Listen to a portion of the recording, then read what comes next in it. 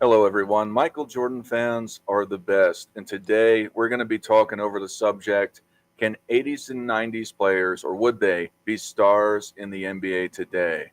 Before we get into it, we have Prescription Rex up here at the top. Uh, I guess it's because you're sick. How you doing You today? caught, yeah, you caught that one, huh? Very hard to miss. No. Then we got Hookshot Drew, returning guest from the debate review last week. How are you doing from Superb Sports Media? I'm doing great. I appreciate you having me on again, and I hope you feel better, Rex. And I'm really just excited to get started on this topic. We've got more usual suspects, sports and fitness Rance Robin. How are you doing today? Doing good, baby. Let's go, baby. Good to be back. And we've got Nick, NMB Sports at the bottom here. How are you? Doing good. Let's get into it. Awesome. So this is something that I started thinking about, particularly after the George Mikan debate, where Travis was talking about how these guys can compete. You guys good if Hoop God comes in here? I don't know if you guys are. He's asking to come on. You guys good if we let him on? All right, I'm gonna let him on. All right, come jump in, Hoop God. I'm not gonna let anybody else in for now, but later on. But some of the things that people go and they talk about is that these guys from yesteryear can't compete with the guys of today. I personally think that's absolutely ridiculous. And I wanted to go around the panel and ask at all of you what you think. And I'm going to go by the numbers to see what you guys think about comparing MVPs at first before we bring it up to a more open discussion about if you think these MVPs, and I will compare them to more recent MVPs, if they are equal to or better than or worse than. How are you doing, Hoop God? Hey, what's going on, gentlemen? Not much, not much. So first off, I'll go around the horn with comparing the 1980 MVP to the 2000 MVP. Do y'all think that Kareem Abdul-Jabbar would be able to compete or be a star in today's NBA? And the 2000 MVP was Shaquille O'Neal. What do you think the difference is between them? And do you think that Kareem would be a star? Let's start with Hoop God. So that's I actually like these type of discussions because the question that I will broach is Kareem is he gonna be afforded the same luxuries that Shaquille O'Neal was playing under? Now we're looking at the late 90s, 2000s. So that was a much more defensive minded era. And just from my perspective, Kareem, his skill set, I do feel like it would translate, seeing that not only did he have the hook shot, but he had a pretty diverse skill set with the up and unders. Kind of like that little low post jumper. Like in his younger stage, he had some pretty nice moves. Now, is he going to be linked up with a phenomenal phenom like a Kobe Bryant that can also assist him in creating offense for him to be that dynamic? But if I'm gonna just say the best case scenario, I would say yes, Kareem. He would give Shaq a challenge for that MVP in the 2000s. Nick, what's your thoughts on this? Yeah, I mean, I essentially think any all-star or great from about any era can translate to any other era comparatively. So absolutely. I mean, he can get his own shot off. He's not he's not an injury in terms of being a liability in that. Very durable, consistent, tough, agile. I mean, definitely Kareem could. I don't see why Shaq wouldn't either. So, yeah, that's largely my opinion. I mean, if you were an MVP, an all-star consistently and in one era, you'd probably translate just fine to another era. What's your take, Robin? So I'm confused here. What's the question? Are we asking if Kareem and Shaq could play in those eras? Or are we asking if Kareem and Shaq would be MVPs in this era? No, to clarify, I know the 2000s is a little bit farther away, but than the 2010s. But my question is would Kareem be a star from the 2000s on until the modern day? And do you think that he would be a better player than Shaq? And I'm just going down the line through MVPs down the line like that. Well, I mean, absolutely, Kareem would be a better player than Shaq because Kareem is a better player than Shaq. I mean, I don't think the eras have anything to do with it. Kareem is just a more skilled. You know, Dar, you talk about the better and the greater thing. To me, I think Kareem is a better and a greater basketball player than Shaquille O'Neal. You know, so I think Kareem would be better regardless of the eras. So for me, yeah, absolutely. Shaquille O'Neal, for me, I think he would be dominant. See, when we talk about these kinds of players, we're talking about, the top 10, 20 greatest players of all time. These guys are going to translate. However, for me, I don't believe that every player necessarily that's won an MVP in their eras, let's say, would win in another era, let's say. I think that could be something that you can talk about in terms of that's why I was saying, like, what are we saying here? Are we saying that, would Shaq win an MVP in the 90s? No, because he didn't win an MVP in the 90s. Would Shaq win an MVP in the 80s, or would he win an MVP in the 70s? I don't know if he wins an MVP in the 70s. You know what I'm saying? So we can say things like that, but are they going to be great players regardless? Yeah, I believe they'll be great players, but are they going to win MVPs? I don't know. All right. What's your take, Drew? Yeah, I think Kareem's just too transcendent to use him as an example. I think he would absolutely dominate, whether it was Shaq's era or our era. As the others have mentioned, he's far too skilled to not. To today's NBA, though, in 2024 NBA, that would be interesting. He would still dominate. But I personally would love to see how Kareem would blend his game, would transform his game to fit in today's NBA. But someone like Kareem, top 3 all time, there's no doubt about it that he would dominate in today's era or Shaq's era, especially Shaq's era where it was more defensive oriented. Guy averaged more than 3 blocks a game during that MVP season. So I don't think there's any doubt about it, especially pairing him with Kobe. Yeah, it would have been really fun to watch, especially today with the high def that we have. But yeah, I think there's no doubt about it with Kareem. Rex, what's your take? My take is the exceptionally skilled 7'2" guy dominates anytime. In another 100 years, he'll still dominate. Well said. All right. So, yeah, I agree. I think that Kareem would have a real opportunity to win more in the modern era. And I think he would be a star just with what he did, even being in his last MVP season in 1980. I still think that he would have been absolutely a monster in today's NBA and even the 2000s. And I kind of went and I kind of combined the two just for more variety of players. But yeah, I think in today's NBA, Kareem would absolutely be a star. I know, Rex, you brought up the whole the skyhook thing, that it wouldn't be as effective in today's NBA. However, I still think he would be a monster regardless of that. Let's ask another player, Dr. J. We'll start with you, Rex. Would Dr. J be a star in today's NBA? And in regards to 2001, do you think he would be able to compete with Allen Iverson? Again, it's a little bit farther back. But do you think that he would compete with Allen Iverson as the MVP in the modern day, the relative modern day NBA? Oh, yeah, because once again, we're talking about one of the top athletes that's ever played the game.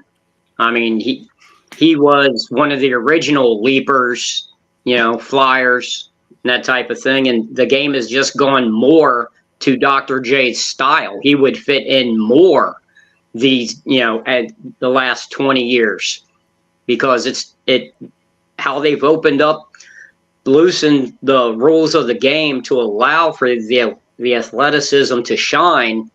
Well, that was his dominance, was the athleticism. And people forget, once he got to the Sixers and he had a big front line up there with him, he didn't do the rebounding that he did early in his career in the ABA. I believe he averaged, I think it was 15.7 rebounds a game as a rookie in the ABA, and he averaged over 20 rebounds a game in college. When you can get the ball and you can score at the rim, you're always going to have a place at the head of the table. So, Damian, yeah, I might not be asking this question clear. It's kind of all encompassing with the MVP, but would they dominate today? I guess Rex is saying that he would dominate. So yeah, that's part of the question too. So I apologize if I'm not being clear. Drew, what's your take on Dr. J in comparison to Allen Iverson? Who would be more dominant? Who do you think would win MVP in today's year? So okay, so all right, now I need to clear. So when you compare Allen Iverson, it's Allen Iverson 2001, Dr. J 1981, but in 2024 NBA, right? Yeah, just in general. Okay. I'm doing the last 20 years because I'm going through the 80s and 90s. Yeah, I got you. I'm on the same page now. I'm with Rex. I don't want to parrot everything Rex says, but a lot of the things he says I agree with. I think he would dominate even more in today's era. I think not only his skill set, but his athleticism lends itself to today's NBA. I think there's probably not an MVP from any era, well, more than 20 or 30 years ago, that fits more with today's NBA than Dr. J. I mean, he had it all, and as he said, he kind of calmed down once he came to the NBA from the ABA because he didn't need to do as much. But the rebounding, the playmaking, all level scoring. I mean, everyone knows about his dunking and ability near the rim, but he could really score anywhere.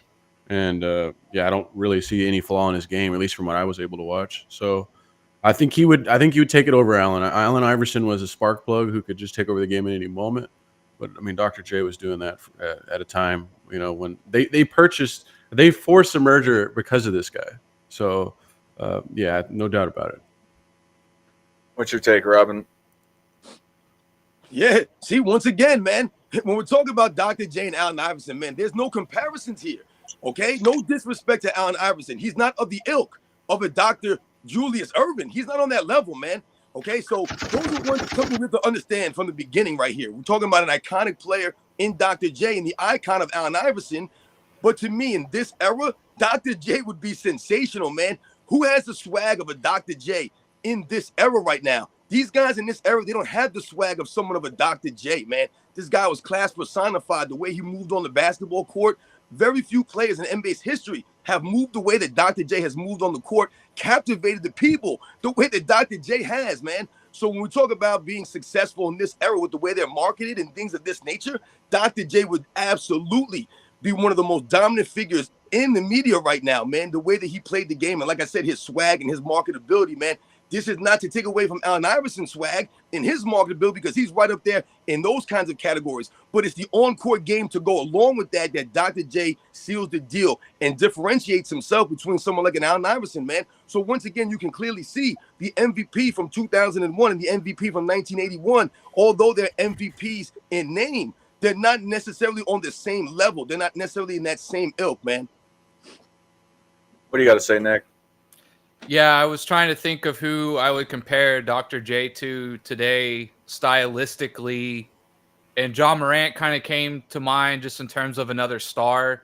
John Morant 6'2", 170, 180, right? Dr. J was like 6'7", 210, 220.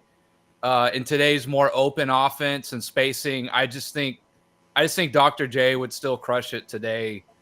No problem with his athleticism and the way the game's wide open these days. Although the 70s was up and down a little bit too, but I think with the pace of play and everything, I think Dr. J would just run away with it, to be honest with you. I don't really see how any of his game doesn't translate to today. So I would definitely have to go Dr. J over AI as well.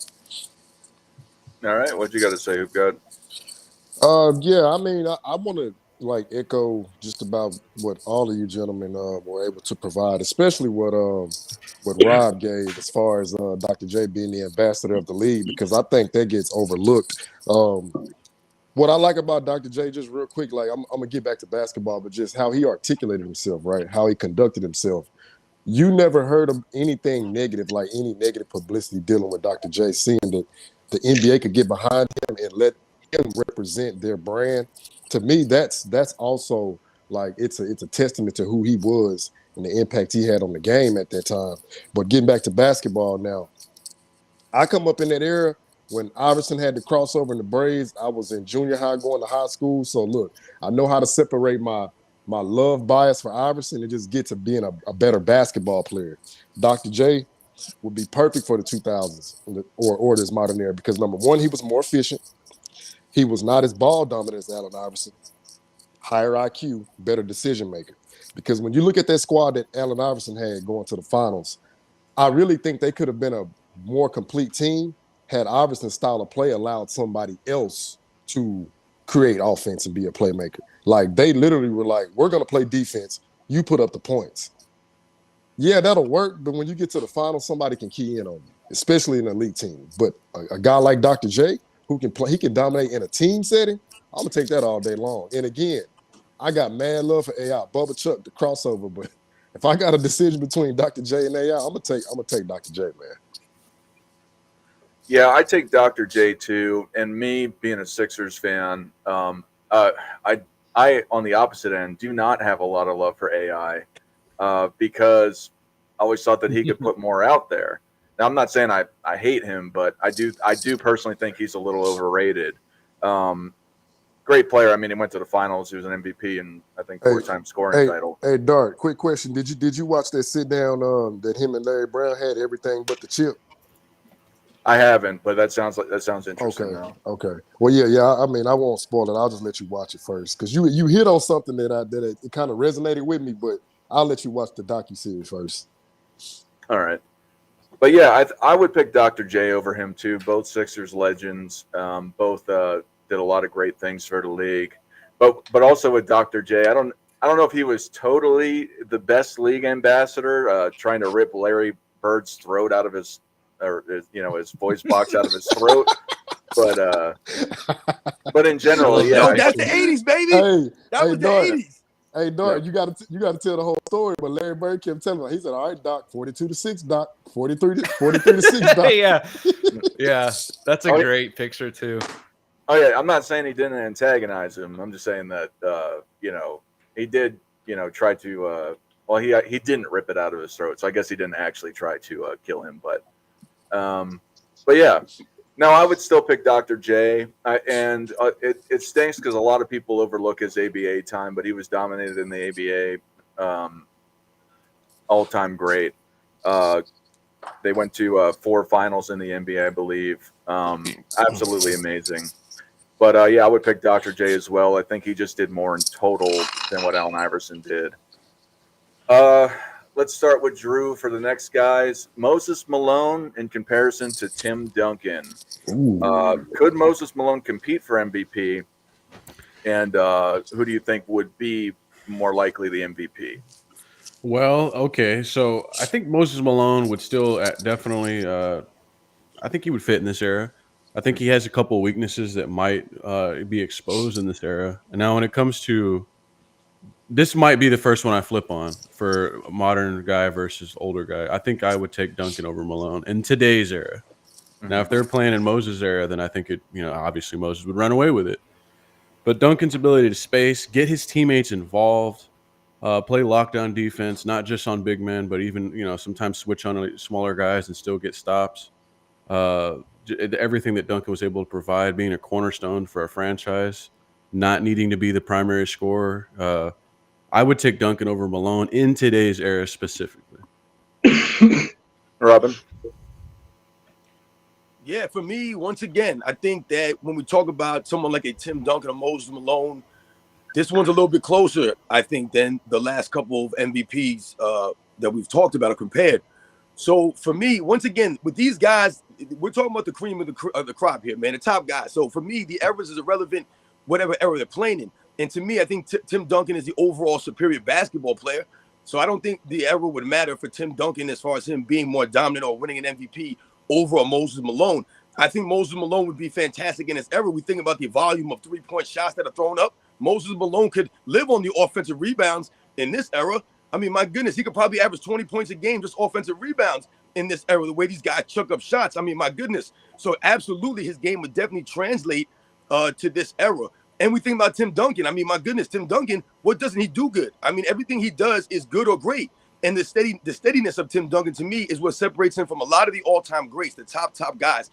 is Tim Duncan's level of greatness, such a high level on both sides of the ball that Moses Malone really can't touch Tim Duncan's offensive abilities when we talk about his effectiveness. So I think that Tim Duncan would absolutely be the MVP in this era or any era over Moses Malone. Not saying that Moses Malone isn't an all-time great player or right there. I think Tim Duncan is just that great when we talk about the consistency, his impact on winning, and we think about the consistency of the defensive impact that he had. I mean, I think the leadership, all those things, man. Tim Duncan. Nick, what's your take? Yeah, I go Duncan, but this does remind me of a point. I think me and Rex talked about this, how when it comes like to the Wilt or the Kareem and the Shaq, it was, do you want Kareem, who can probably translate in today's game better with him being able to run up and down the court, a little more finesse, or do you just go completely against the grain and say, I want the guy who plays opposite of everybody because no one else is really prepared for that, and someone like Shaq, right?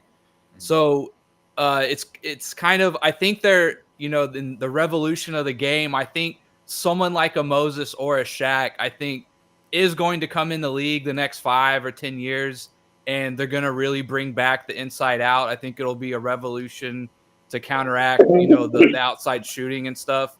So when I think about this, I mean, I just think Tim Duncan probably translates better today. I think his defense is much better. He's probably got a little better of an overall offensive game. I think he can play within a system a lot better than probably Moses can. Moses is just a bull in a china shop, essentially. And I mean that as a compliment. That's just how he played. So I'd probably still go Duncan, though. But I find it interesting thinking about some of these older players that I do think like this sort of, there will be a renaissance of the big man, I think, hopefully in the next 5 or 10 years in the post-up game. But for right now, I probably still go Tim Duncan, just overall. And his resume is second to none, essentially. What do you say, Hoop God? Oh yeah. Much like the Dr. J and Allen Iverson, Dr. J is a more complete player. That's what I always like to base it off of. And like Rob said, I mean, great players are going to be great no matter the era you put them in, but there is a separator. And this is another one. Like, I actually like this because I got love for Moses. It's the chairman of the boards, 444, but man, I am not taking him over Tim Duncan, Mr. Steady. And I'm going to give y'all some reasons why. I did a breakdown on Tim Duncan probably about a year ago when I started like researching. So this man never had a losing season. 19 consecutive seasons. That was his championship window. That's moving me. 3 championships in 3 different eras of basketball. 99 in that style, in that era. 3 in the 2000s in that style, in that era.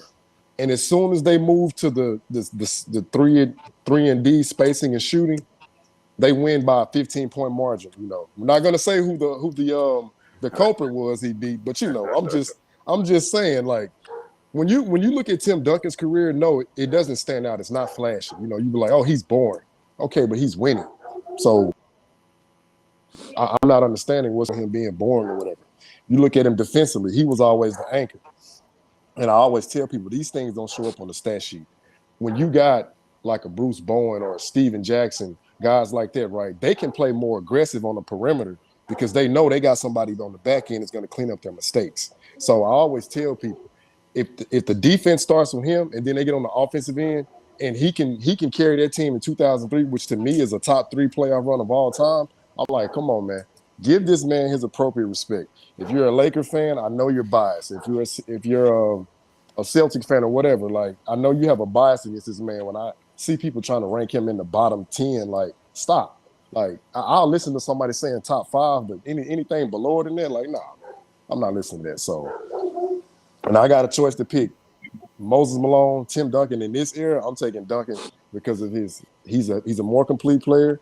He can get everybody involved. He doesn't need to demand the ball, but he can give you whatever you need. If you need 15 rebounds or if you need 5 blocks, you need 25 points, he can give you that and chip in 6 or 7 assists. So give me Duncan in this discussion. Rex, what's your take? Well, in my opinion, Tim Duncan is the prototypical big man in NBA history. Really no weak point. Just solid all the way around, works well with all sorts of teammates, responds to coaching, durability, just everything you ask for. Low ego, just it's exactly what every coach wants. You know, the height, the strength, fundamentals, obviously. The thing with Moses that makes it so hard is I don't know if any of you actually know how Moses got famous at Petersburg High School I don't. in Virginia. Hey, Rex, didn't he play Yeah. pickup ball with the inmates? Yeah. He was 6'9", 215, and nobody could keep him off the boards. If he wanted a rebound, he got it. They would bring in pro players to play with him. He'd play in the summer pro leagues as a teenager, and no one could keep him off the boards. He's quite possibly, effort-wise, the greatest rebounder that has ever lived. When he averaged 30 points a game in the NBA, he got more of his points off free throws and offensive rebounds than he did offset offensive plays ran for him. What I'm getting to, that type of effort is very uncommon. You talk about guys like, Rodman give that kind of effort, are famous for giving that kind of effort.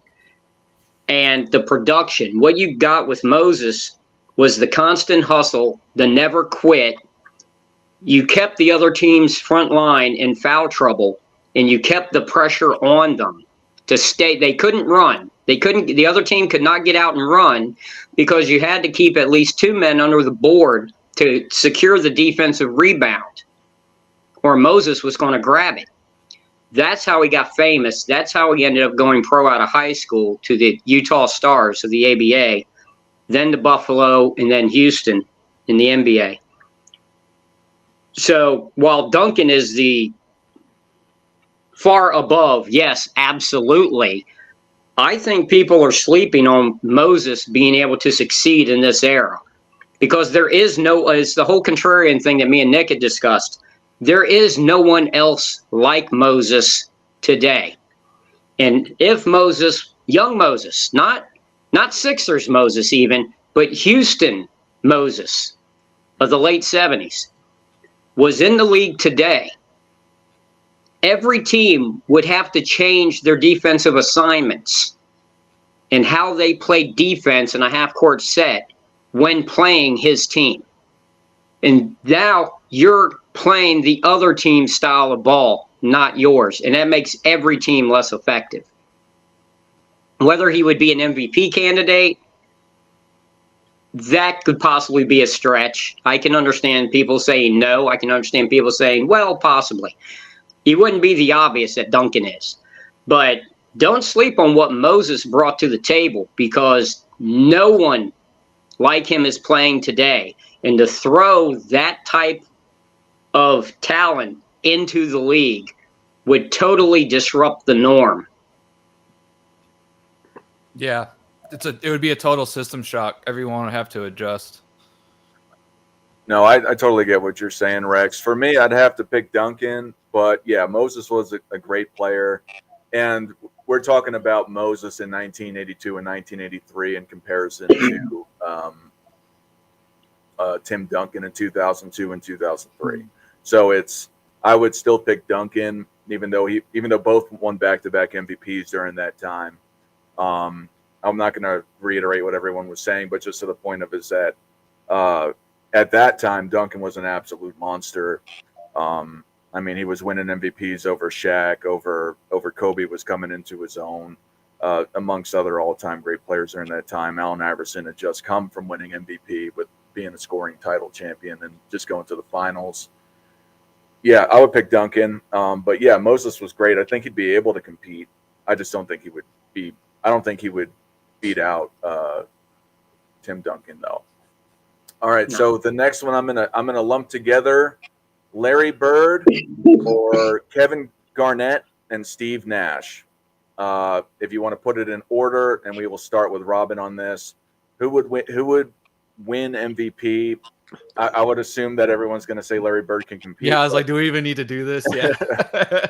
But who would you say would win out of those three for MVP during those years that they won MVP? Well, yeah, I mean, I guess for the sake of, for this whole thing, we'll just say that I believe all three of these players would be successful in this era. I don't think we have to necessarily say, obviously, to me, Larry Bird's in a whole other class as far as Kevin Garnett and Steve Nash go, as far as competing their overall games and who would be an MVP candidate, in this era. But I think Steve Nash, for example, I mean, my goodness, he's probably like, damn, if I was like 10 years younger or, 15 years, if I would have came a little bit later in my career and played in this era, I mean, he would be having he'd only have to play like 60 games. You know what I'm saying? He really wouldn't be knocked for not playing any defense. In the era he came up in, defense was still being talked about and things of that. So Steve Nash was always knocked for his liability on the defensive end. These days, no one really knocks Steph Curry for not playing defense that much. Only the old school fans, the old heads, quote unquote, knocks someone like a Steph Curry. But Steve Nash in this era, think about James Harden. Are you kidding me? James Harden gives no effort on the defensive end. He has no skills to me compared to a Steve Nash. I would think Steve Nash is much more skilled handling the basketball. Because also in that era, they also called officiating a little bit more tighter than what they do in this era also. So for me, Steve Nash would be sensational in this era. My goodness, the amount of freedom he would have to dribble around on the court and shoot these shots. Oh my God, come on, man, stop it. And Kevin Garnett, once again, we're talking about Kevin Garnett, another guy who could do everything on the basketball court at a high level. Kevin Garnett's a playmaker. He plays defense at a high level, even though defense is not really, talked about or really pressed upon. Kevin Garnett can impact games on the defensive end. His intensity alone would put a lot of these guys to shame. These guys don't have the intensity or the heart or the hustle of Kevin Garnett, man. He would be out hustling a lot of these guys just off of effort alone. You know what I'm saying? Once again, and he would be out there doing his thing. His overall offensive game, he could post up players. Guys don't really have the post up game like that anymore. So for me, Kevin Garnett, his rebounding ability, all these things, I think they would all be great players in this era. And Larry Bird, we don't even have to talk about Larry Bird, man. I'm not even going to talk about Larry Bird. Larry Bird would be fine in any era. Larry Bird has been undervalued and so completely because he's wearing short shorts. They say that he wears short shorts, so that somehow impacts his overall game. Larry Bird would be just fine, guys. It makes it easier with short shorts. Yeah, that's what I was gonna say. Nick, what's your take? Yeah, I mean, this one's actually kind of interesting in what I thought about it. Obviously, I like Larry Bird the most out of those three.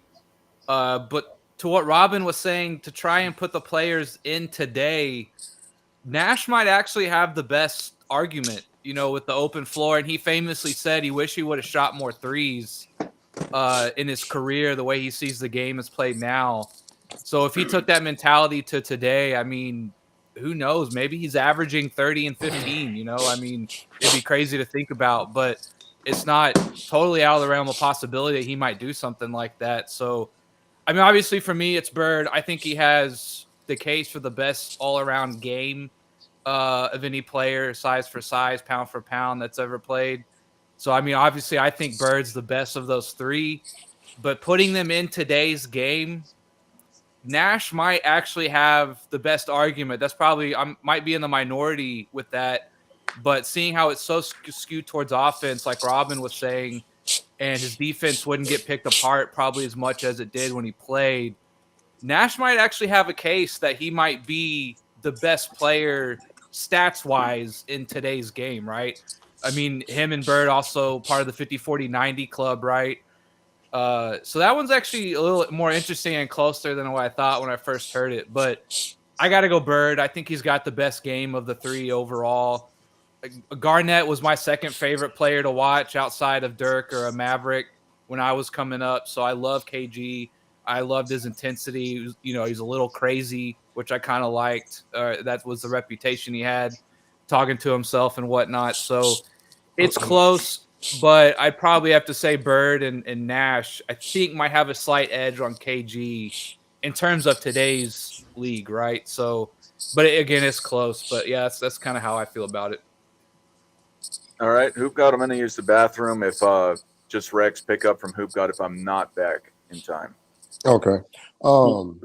Yeah, like so Nick was saying, I do believe that like this era would be better suited for Nash, seeing that yeah, they both are part of the 50, 40, 90 club, and um this era where you can't play any defense, you can't touch anybody. I mean, you pretty much got free range to the basket. So I would actually like to see how Steve Nash would fare. And not to digress, another guy to get overlooked a lot is Mark Price. I think he would be perfect in this era as well.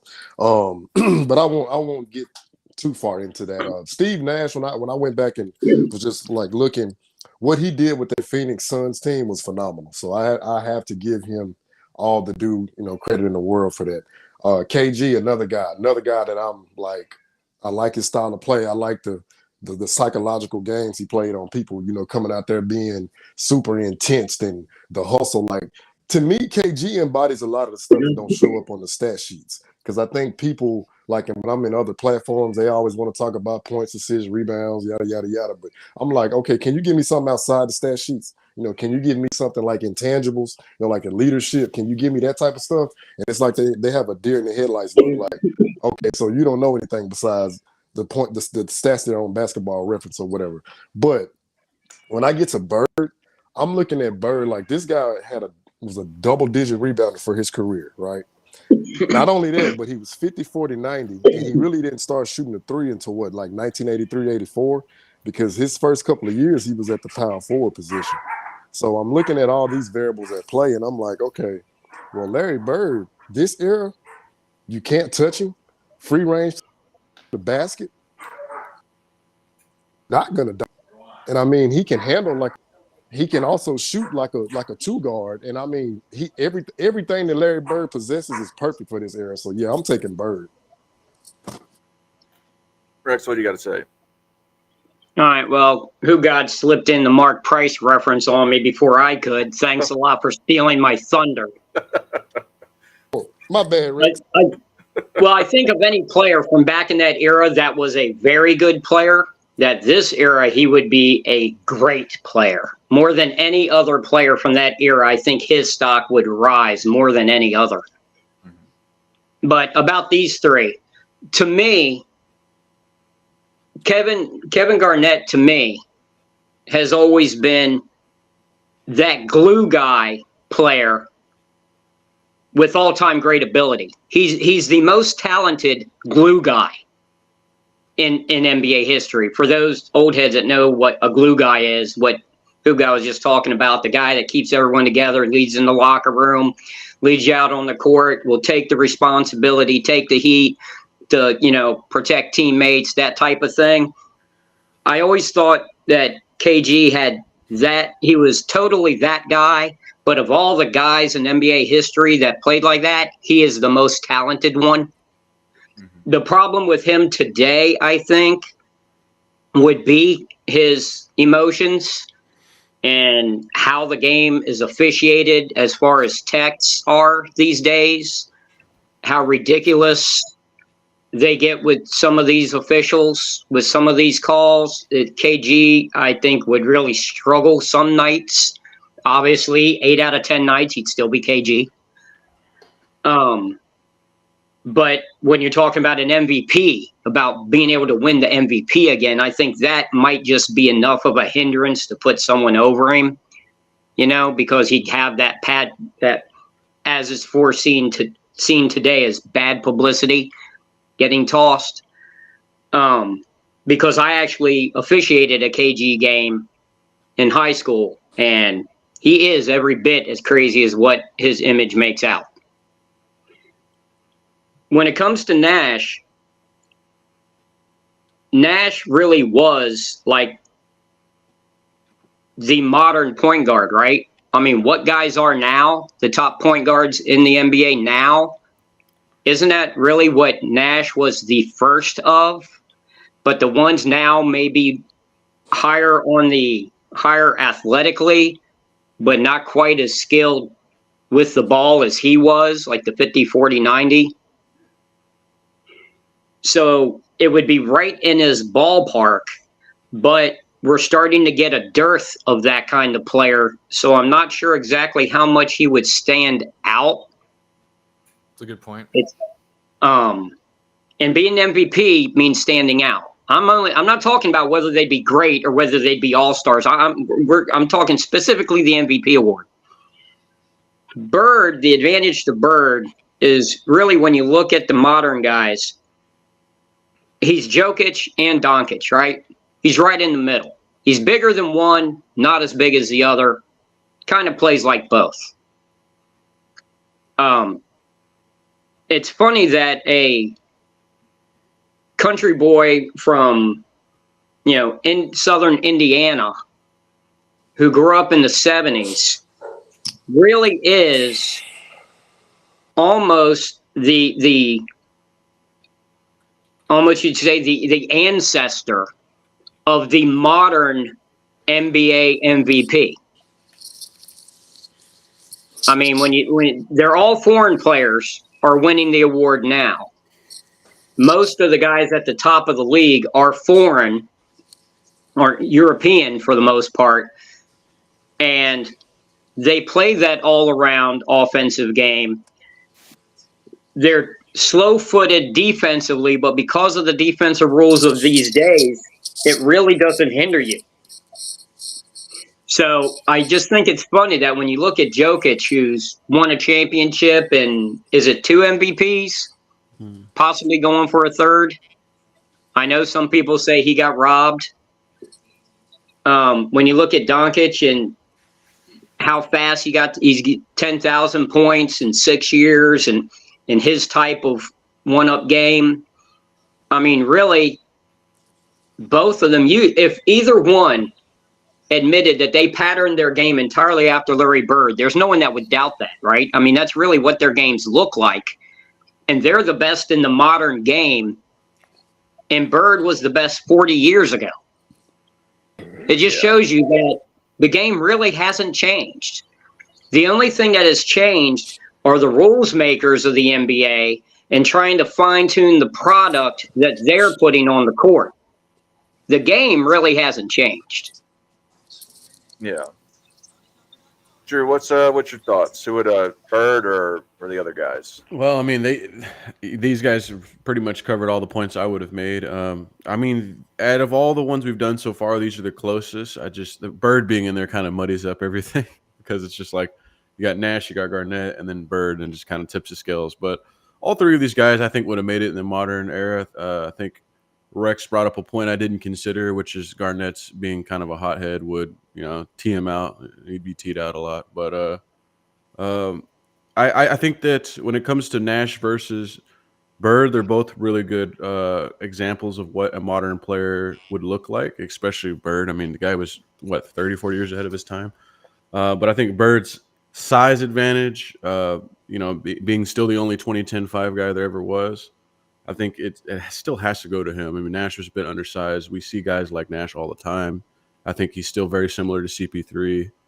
And we know what CP3's career has gone like. So, I think it's not really close. It would be close if it wasn't Bird. Like if this is Moses Malone versus Steve Nash and Kevin Garnett, okay, now you have something there. But with Bird being in there, it kind of just tips the scales to just being Bird. But for all the reasons the others have said, I'm not going to go into all of them. It's Bird and pretty much Nash, but Garnett would absolutely fit in this NBA. I mean, it wasn't that long ago he was here. Yes, it's become more of a spaced out 3-type shooting league, but I don't really think Garnett would have any trouble, especially with his leadership, the electricity he brought to the court, the energy. I mean, it would be infectious. His entire team would feel that, and I think that side of him would be much needed in today's game. I mean, his attitude absolutely fits the modern NBA to me. Yeah, I would have to say Bird over those two other guys. I think Bird, skill-wise, is even – I think the next closest guy would be Garnett out of those three. Obviously, all those guys are great players, but I think Bird would take the cake in totality over both of those guys. Again, not to go into everything, but I thought there were a lot of great points said. The next couple guys we're going to get into, we're going to start with Nick. Who would win, Magic Johnson – Michael Jordan, Kobe Bryant, or your guy, Dirk Nowitzki? Dirk Nowitzki, next question. I mean, what were they again? Michael, Dirk? Kobe and Magic. Kobe and Magic. Wow, that's a hard one. I kind of have to leave my guy fourth there, unfortunately. Wait, say that again, Dark. Magic, Michael, Dirk, and Kobe. Okay. You know, I obviously Michael is number one. I mean, we can put that to bed. I probably would, man. I probably with today's shooting, I probably would give Kobe an edge over Magic. Though I don't know if that's surprising or not. I think his two-way ability, defense and offense. I think being able to shoot the ball and create his own shot a lot better than Magic, I think would translate a little better to today's game. Again, I think Magic does get a little overhated for his shooting. I don't think he was that bad of a shooter, but again, when you talk about creating your own shot and pulling up off the dribble and things like that, I mean, obviously Kobe has that in spades over Magic. So I probably would have to go Jordan, Kobe, Magic, Dirk in that order. Magic and Kobe are very close. Just kind of depends on how you want to play. I just think Kobe's overall game probably translates a little better. I think Magic, yes, he can create. He also needs, a certain system and vibe a little bit more than what Kobe does. I think Kobe, you can kind of just stick in anywhere and he'll do his thing. I think for Magic to truly reach his true pinnacle, he has to have some things in place there, like anyone else, right? But I'd probably have to go that order. I'd probably have to go Michael, Kobe, Magic, and then Dirk. Dirk, a very close fourth. Luka, what's your take? Okay, so yeah, I mean it's MJ number one, not arguing that. But then when we get to Kobe, Magic, and then Dirk, and Nick, it's not a knock because I love Dirk. Okay, I put him fourth too. Playoff so run, yeah, that playoff run, I got him up there, but I'm gonna have to. It's gonna come down to Kobe and Magic. Okay, now this is how I'm gonna give my perspective on this. Magic brought a winning impact from high school, college, NBA. In a 4-year span, he was a 3-time champion on 3 levels of basketball. So he won in high school. He goes to college year. They win the chip, and then he's a rookie, and they go to the NBA Finals. He fills in for Kareem, wins Finals MVP. Boom, you got it right. Now, Kobe, on the other hand, had a different path because he had to play behind Nick Van Exel and Eddie Jones. He had to prove himself, incrementally prove himself to be worthy of that starting spot. So I'm gonna take Magic slightly just because of him being the orchestrator, getting everybody involved. And something else I found out a while back, Magic actually shot above the league average for 3-pointers. Now, granted, in that era, I know the 3-point percentage was relatively lower. However, when Magic's shooting above the 3-point percentage, because I want to say his 3-point percentage was about 34, 33, somewhere in there roughly. And Larry Bird was like 37, not to digress. So they actually shot over league average for 3, and then they were great free shooters. It was Kobe. I want to knock him. One thing I noticed about Kobe, he's one of my favorite players, but if you can get the right defensive system like around him, like the Detroit Pistons, for example, in 2004, you can potentially get him out of his game. Now, Magic, on the other hand, I know he had his shortcomings in the finals, but he came back and resurrected that. And with him being the floor general of the team, getting everybody involved, I'm gonna take that on its face to lead my team versus Kobe, who he can get on that hot streak, but then it's kind of like, all right, Kobe, yeah, you giving us 40, but bruh, everybody else is kind of suffering over here now. Granted, if that's what the team needs, if they need to do that to win, got it. But if I also need somebody to get everybody else going, like James Worthy and Byron Scott, Michael Cooper, in a more team aspect, I'm going to gear more towards Magic, because Kobe also showed that he could display that in those championship runs. It surprised me that he led them in assists. If I would have never researched it and just went off of what the media was telling me, I'd have been like, oh, yeah, well, Shaq led him in assist and scoring, and it kind of was blowing my mind that Kobe led him in assists. And I'm like, okay, well, clearly Kobe can distribute and play the point guard when they need him to, but just a traditional point, a positionless player, a more complete player, I'll take Magic in that sense. Now, on the defensive side, that's where he's gonna, give me some problems, because I think Magic does have 2 steals titles, but if I just need a guy that can go out there and just lock you down and hound you I think it's from 3, right? 3, okay. So if I need might a be guy, mistaken. right? Oh, it's 2, okay. But if I need a guy that can lock you down and hound you on that defensive side, then you cannot. I mean, MJ and Kobe, those are like the top tier dogs. You're talking about just some wolves out there that want to just take your throat out. You know, you can't go wrong with any of those guys. But if I had to choose, it's going to be MJ, Magic, slightly over Kobe, and then Dirk slightly behind those guys. All right, Rex, what do you got to say?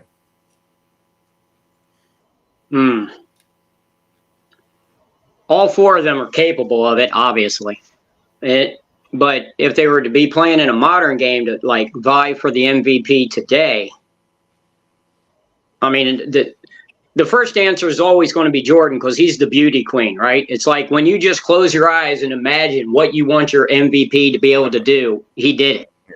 He fit that bill. So, you know, we've already had the show about how many could he have possibly had, you know, and, you know, 7 or 8 would not have been out of the realm of possibility or expectation if he hadn't have retired. But I think Magic is a lot closer to him than people think. Magic, if he played today, would not be playing Showtime Laker point guard. He would be playing more of the point forward, and he'd have 2 3-point shooters out there with him, and he'd be high posting. Yeah. And so essentially he would be a mobile Jokic who could finish at the rim. So I think Magic would be a lot closer to Jordan than people think, because of those 4, he's the only one where his game would actually change because of the modern rules and how the game is gone. He was 6'9", you know, playing out on the perimeter against a Ja Morant and those guys. He's at more of a liability, being slower and taller. We saw with Ben Simmons how he was exposed once they figured out his game. That's why Magic has 2 steals titles. They were his first 2 years in the league, because the other point guards, the little 6'2", 6'3" point guards, had no idea how to play against him, and they were making a lot of turnovers because being covered by a guy 6'9" with those arms. He got a lot of steals. Then the league started to figure out how to defend Magic and how to play offense against Magic, and there were no more steals titles. The modern way to prevent that is he just wouldn't be playing the traditional point guard. He would be a point forward with 2 3-point shooters, and he would be insanely effective. But to be able to be out a prime Jordan, that's a lot to ask. All right, Drew, what's your take? Well, I mean, it's very similar to the Bird one. It's kind of loaded when you throw Jordan in the equation, because it's just like, all right, well, we're arguing for number 2 at this point, right? I want to say Magic just to break up the Jordan being number 1 and everything, but it really doesn't. It doesn't really.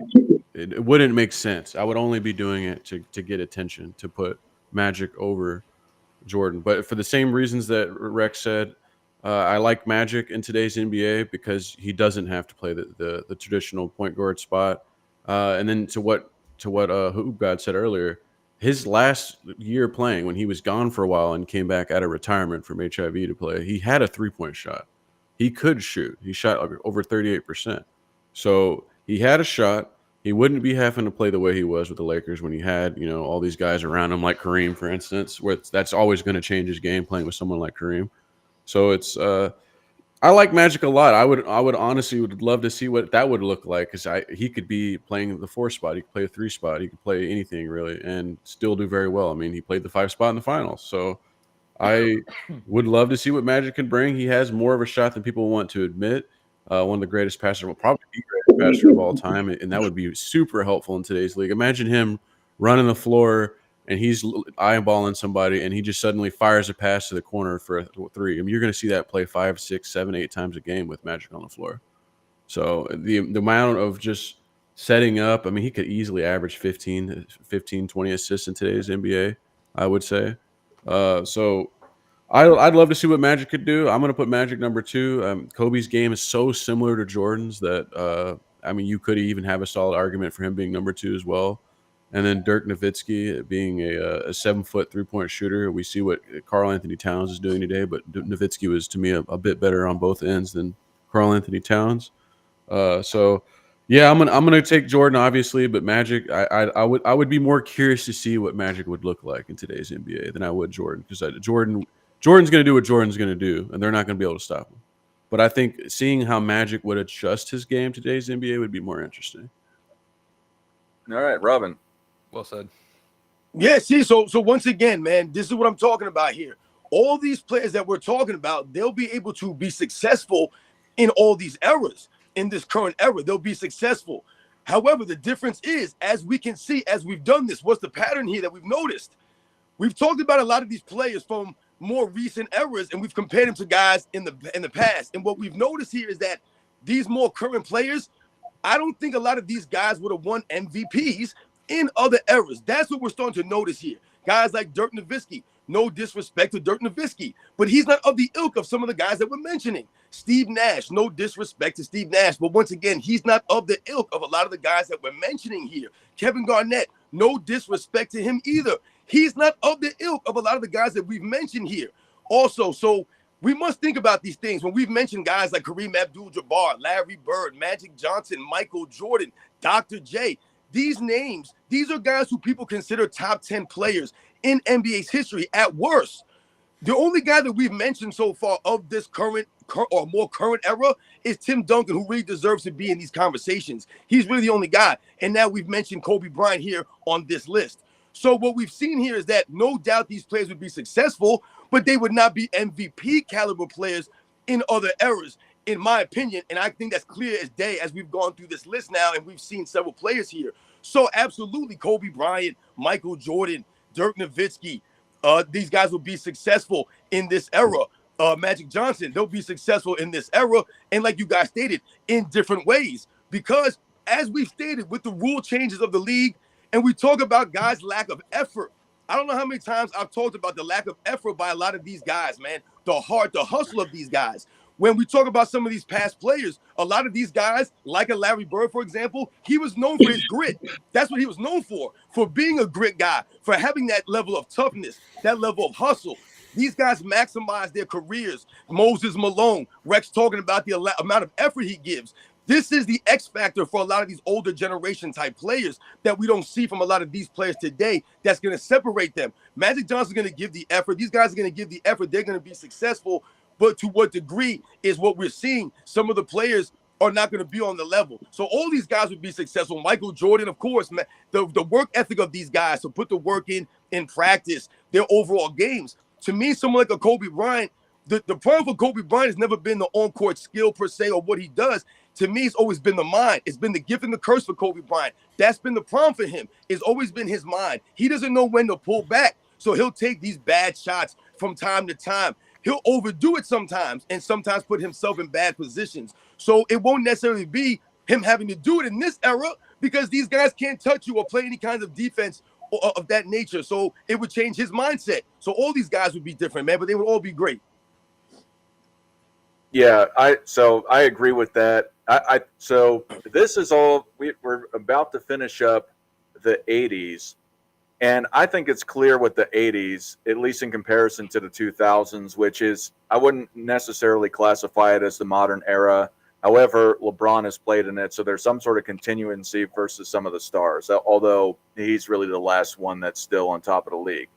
But we're starting to get into 2010s now. And I think there's going to be even a bigger disparity between the guys of the 90s versus the guys of the 2010s, but that remains to be seen. To answer this question, I've got Michael Jordan, Magic Johnson, Kobe, and then Dirk. Magic Johnson, even in these years, because he went back-to-back for MVPs, the next year. But what I'm getting at is that Magic was an absolute monster, and I'm not going to reiterate what you guys were saying, but I think that his game would translate well. Michael Jordan, I think, is obvious. I do like Kobe. I just think that his skill set in comparison to his success outside of being paired with Shaq, and it still counts. I'm not saying it doesn't count. I still have him as a top 10 guy, but I have him. I rate him lower than those two guys. And Dirk, he's probably sorry, Nick. He's probably okay. Sorry. Okay. He might be top 30 for me. I'd really have to flesh it out. Like, I'm not super high on Dirk. I like Dirk. He was one of my favorite players growing up, but as an adult mostly. But just to the point of is that I don't know if I would rate him that high. But do I think he would do well in today's era? Yes, I do. But let's get to the next guys. 1989, 1990, Magic Johnson. 2009, 2010, LeBron James. Do any of you, we'll start with Hoop God, do you think that Magic Johnson, if he had played during the 2010s, would have been able to take the MVP over LeBron James? Absolutely. Magic Johnson leading the league in assists as many times he did. And you think about in the era where he had less possessions and he still accumulated the most assists per game in the regular season, the playoffs, the NBA finals. He set a record for most assists in a finals game with 14, I want to say, in 1985. I mean, just that aspect alone is moving. Then, because I think a lot of people, none of you guys are making a general statement. When I'm talking to people, they forget, oh, Magic couldn't score. I'm like, okay, well, go ask Pat Riley why he asked him to take up more of a scoring load when Kareem was starting to decline. And I know you said the 2009, 2010 version, so I'm going to take the 1987 Magic Johnson when he was averaging 26 points per game on par with 13 assists, meaning he was not only getting his points, but was accounting for the other team's offensive production as well, based off his playmaking, his facilitating, and his incredible basketball IQ. So, yes, I do believe that version of Magic Johnson would have, without a doubt, took that MVP from LeBron. Now, to give LeBron a little credit, I think the Miami version of LeBron would have gave Magic a better challenge. But I know you said 09, 010, so I don't want to digress too far. But yeah, that version of Magic, I want him. I want him on my team. What about the 89-90 Magic? 89-90, when he was starting to improve his three-point shot. As a matter of fact, yeah, because he won. See, the thing is, I think Magic had better numbers in 90-91 when he came in second to MJ, although he won in 89-90. I'll take that version of Magic. He doesn't have Kareem. So now you really see how Magic how he can facilitate and how he can lead, and he can also show that, hey, okay, the cap is gone, but I still can get this team to the NBA Finals. So yeah, I'll take that version of Magic as well, because by that time, if I'm not mistaken, he was shooting 90% from the free throw that year. It was either 88, 89 or 89, 90. So, yeah, I'll take that version of Magic. Rex, what's your take? This is hard. This one is hard. This actually is a lot harder than I thought. This is probably the hardest one, in my opinion. The thing with Magic is what 89, 90, 91, that era right there for Magic, what it showed was exactly how much he was willing to play second fiddle to suit Kareem. That as long as Kareem was there, even as Kareem got older, Magic was still, they were still working to get Kareem the ball. And when Kareem finally did leave, the team did not do as well because you lose an all-time great center. But Magic's game actually looked as though it became more all around, because he wasn't saddled with the responsibility of getting the ball to the big guy. He became the main focus. And if he had only been able to play like that through his whole career, what would have Magic's stats have ended up being, right? But would he have had the rings? Who knows? But as of 2009, this is LeBron's last year in Cleveland, correct? Yep. Yeah. Okay. Don't know a whole lot about it, but from what I understand, at that point in his career, he was still mainly the drive and dish guy, right? He didn't settle for threes during that period of his career too much, did he? And he was average from the free throw line. Actually, he averaged 5 3-point attempts in Yeah. 2009, 2010, which is his second, or well, I guess his later years in LA, he shot more. But at the time, that was a high for him for the next like. So 8 years. this is when he started shooting more outside. Then, Yeah. because a couple years earlier he really didn't, right? Yeah. That's what I'm saying. I'm not sure when it started going up, but I mean, I basically would just call it an even up break, just a wash, because I mean I don't know enough about LeBron to give a concise scouting report of it at that time of his career. I only watched LeBron early. And then Magic, I just think was absolutely phenomenal. So my heart would say, oh, Magic, obviously, Magic, no question. But in all honesty, I don't know that. So I just have to call it a push. All right. Drew, are you going to go against the grain? Let's see. Yeah, I actually, it's funny because I had the opposite experience of Rex. I didn't really know what Magic Johnson did, like immediately following Kareem leaving. Like I was somewhat aware of it, but not as aware. Now, 09, 2010 MVP. I'm going to be honest with you guys. I think this is one of the best MVPs won by a player, especially for LeBron's career. If you look at the guys he was playing with that year, he should not have won the MVP. They had the best record in the NBA that year, and now looking, the reason why I mentioned the Magic thing, they also had the best record in the league that year as well. So I have to give Magic his flowers. Kareem had just retired, and he still brought them to the best record in the NBA. He did. James Worthy did shoot more than him, so he wasn't the number one option, although he did have more points overall than him. I know points are not everything, but he had guys around him. He had James Worthy. He had guys that were getting up there in age, but he had guys around him that could shoot. LeBron James had 37-year-old Shaquille O'Neal, who only played 53 games. He had Anton Jamison, who was 33 years old, who only played 25 games. And besides those two guys, it was Mo Williams and Anderson Varejao, who were great players. Well, not great players, but average players. So LeBron went off that year. He averaged almost 30 a game. He averaged almost 9 assists a game. He had over seven rebounds, looking at it here. He was a lockdown defensive player for them. They obviously that's not the year they got swept in the finals. That was a couple years before. They got beat by the Celtics, and it was after they already had put together a big three after he eliminated them before, or not them, but just Paul Pierce. So this is very close. This is the closest one that we've done so far. I am still going to have to say it was LeBron James, especially if we're going to talk about. We're still doing the whole like who would do better in current era, right? Yeah. Yes, I'm still going to have to go with LeBron James, not only because he's still playing, but just because this was prime LeBron. Like I know you could say that Miami Heat LeBron was more prime, but he took this team to 60 wins. So I don't think any other player, and I'll even throw Jordan in there. I'm sure you guys won't like to hear that. I think you could even throw Jordan on this team, and he would not have won 60 games because he wasn't winning 60 games before Pippen arrived.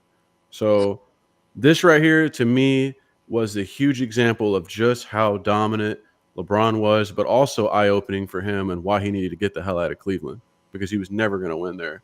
Because look at these players they put around him, and they were expecting him to win something with this. So I'm going to give it slight edge LeBron, but I'm looking at Magic's numbers that year, and he stepped up when Kareem left. He really, really stepped up. He was shooting over 38% from three.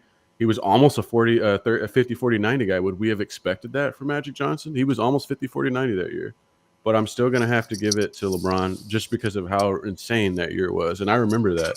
The 09-2010 was when I was already a basketball fan, but I was going insane every night seeing LeBron just take over games against much better, on paper, much better teams. And, of course, the year didn't end the way you would expect an MVP, at least go to the finals. But, I mean, he's going against the damn Big Three Celtics, so what do you expect? Maybe I should have moved Robin over a couple spaces. I see the steam coming out. What do you have to say about this, Robin?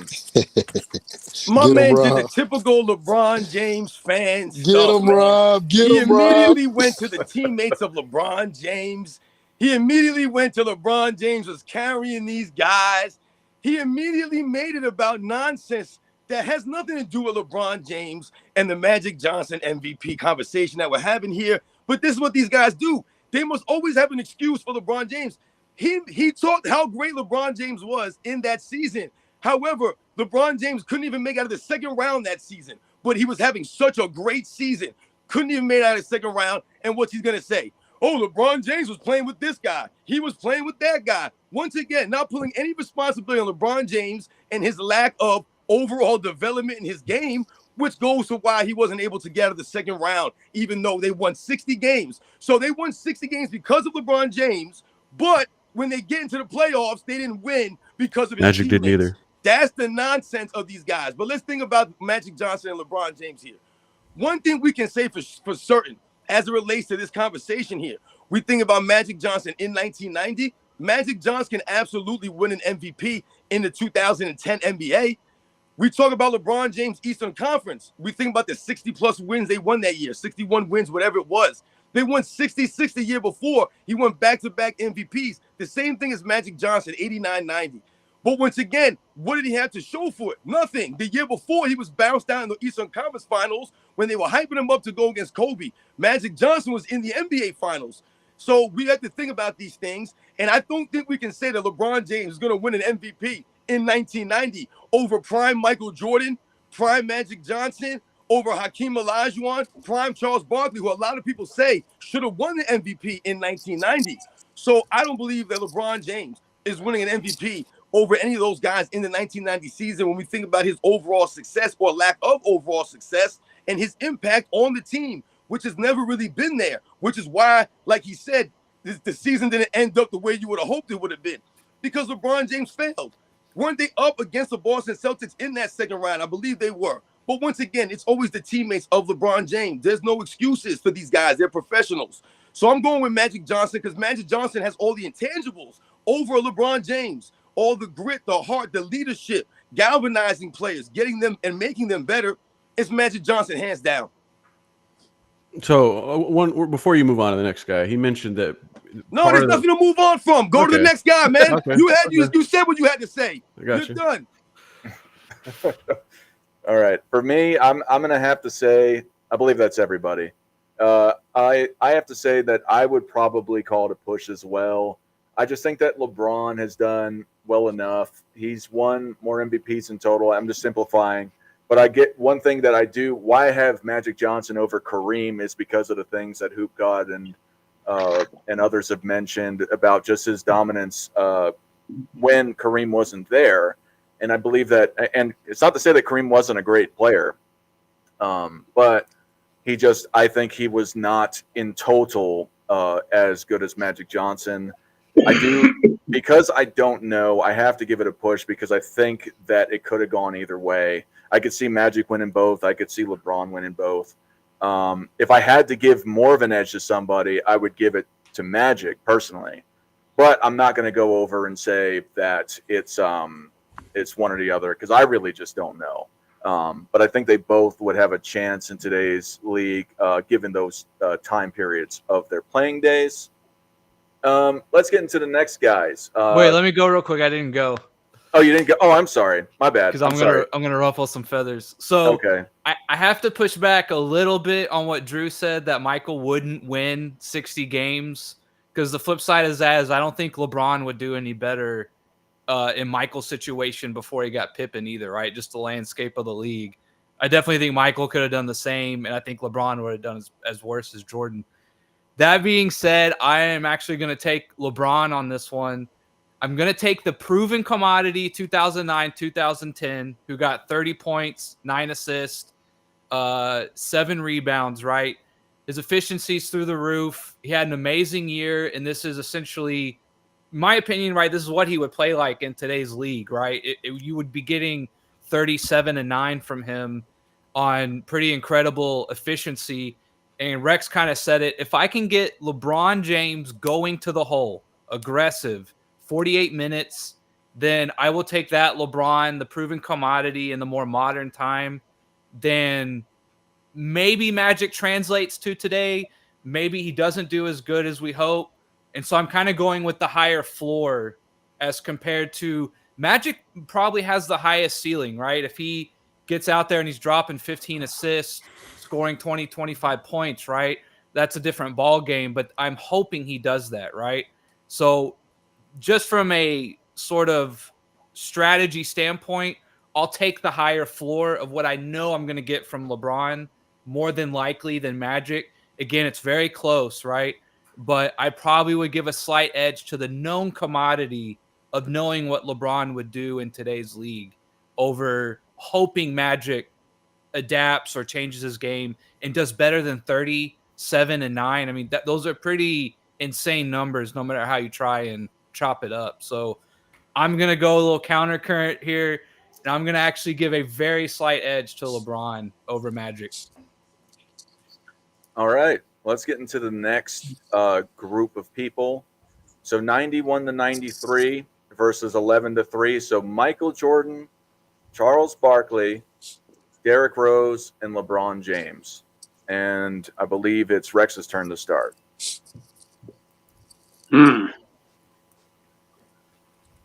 Wow. Okay. Well, that's four quite different, quite different players there.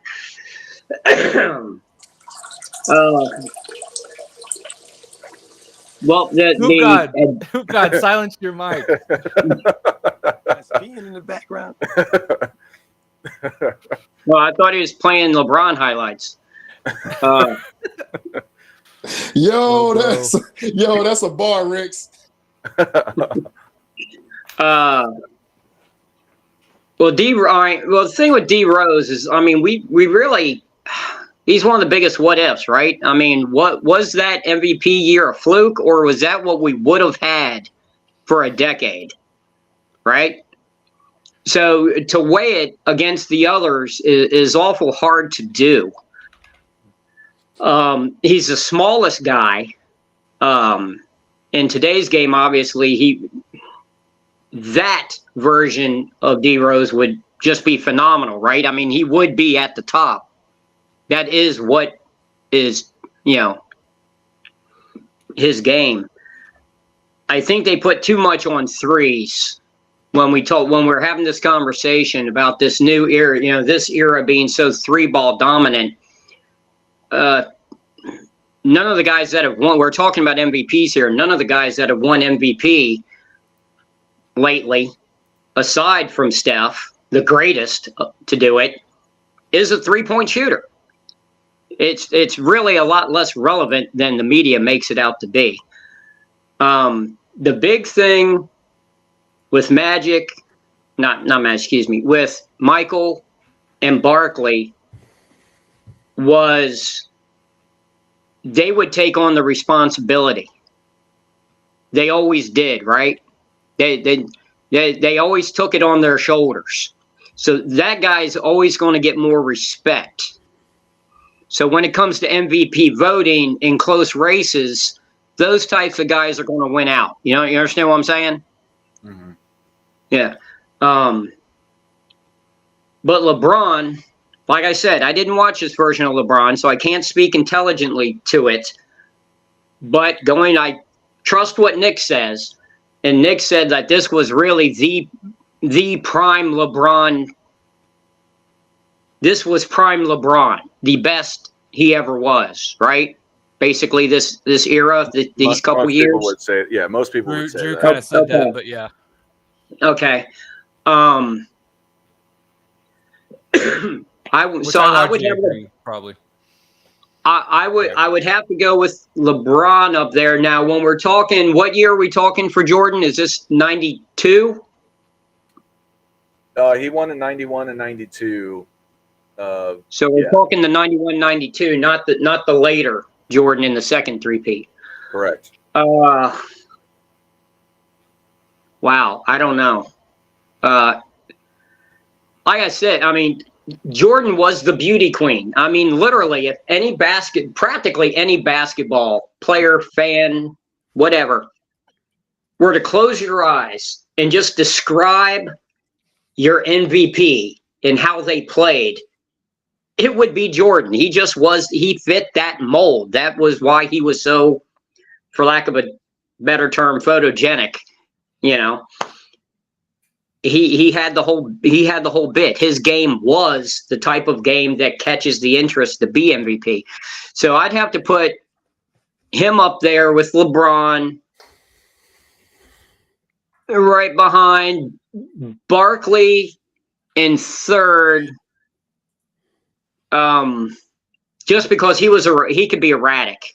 So he was always in the MVP conversation, but only, I think, 2 years was he actually in a position to win it, and he won it one of those, I believe. Or did he win it two? No, he only won one, right? And then I'd put D Rose last of the four, just because you're not really, that 1 year, right? He had that 1 year, and then the injuries came. So, like I said, now that we're getting more to the more recent, I really can't compare because I don't watch these guys. So I have to go off what you guys tell me. But I would go Michael and LeBron up there, then down to Barkley, and then to the little guy, D Rose, as the fourth among that group. And like I said, only because the D Rose, we don't know. It's one of the biggest could have beens in NBA history, right? So. All right, Drew, this is the first time Michael and LeBron have been directly compared. I want to know what you have to say about this being a LeBron as the GOAT guy. Well, I might disappoint you a little bit because you said this is 91, 92, Jordan? Yeah. Mm-hmm. Versus prime LeBron. I get unless that. You think different, yeah. I think this is Jordan. To me personally, I think this is Jordan's best years ever. He was completely nuclear in the playoffs. He stepped up his numbers in almost every regard when it came to the playoffs in these years. So as much as I love LeBron, I like LeBron's totality. When it came to the prime, Jordan's prime was above all. This was what his best era to me. So not even close. I'm going to put Jordan number one, and the other guys are quite some distance behind him. So then it comes down to LeBron, Charles Barkley, and D Rose. Another thing that I could see ruffling some feathers, I don't think Derrick Rose should have won MVP that year. He was one of the best players in the league that year, but I don't think he should have won MVP. Well, I didn't want to go that far out on a limb, but I was thinking that. I didn't think he should have won it, but I think there was some fatigue. There was definitely some people pissed that a certain player went down to South Beach. So I think it should have. LeBron number two.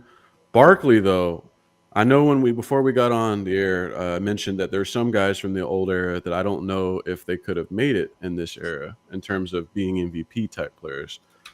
I don't think that applies to Charles Barkley that year, though. He was one of the guys I was thinking, would Charles Barkley translate well to this era? But I think he absolutely would have. His efficiency numbers are off the chain. Rebounders in any year, a good rebounder is gonna pay himself. He's gonna be worth his weight in gold. So I think in this era, at this version of Charles Barkley, I think he would be above Derrick Rose. I think Who would stop him? I don't see anybody in today's NBA that could stop Barkley on the boards, getting his points, getting his teammates involved, and the underrated defensive presence that I think he brings. I mean, there's people that know he's a good defender, but just how good he was, I think I'd put him above Derrick Rose. I honestly might put him right behind LeBron. Even though LeBron was at his prime during this time, I don't think winning MVPs was really on his mind. So there was other years that I think LeBron won MVPs might have been a little bit better than that year. All right. What do you got to say, Robin? Oh, man, listen. Once again, what do I always say? Or what have I been saying? We have someone like a Derrick Rose in a conversation, and we're talking about MVPs, and we're talking about past eras. Once again, we don't know about Derrick Rose. He's a big what if, man. Okay. But let's be real here. His ceiling was that MVP award. He wasn't going any higher than that. For him to win another MVP, yeah, maybe. I doubt it. When you have guys like Kevin Durant coming up and LeBron James and some of these other guys still coming up that were going to probably be better and greater than Derrick Rose. So I think that was really his peak. Yes, he would have had a much greater overall totality career-wise, but I don't think he's seen anything higher than an MVP or another one in his career. So for me, Derrick Rose, he doesn't belong in the conversation with these guys, a Charles Barkley, a LeBron James, and a Michael Jordan. So what does this do? Once again, it adds to what I've been saying this entire time.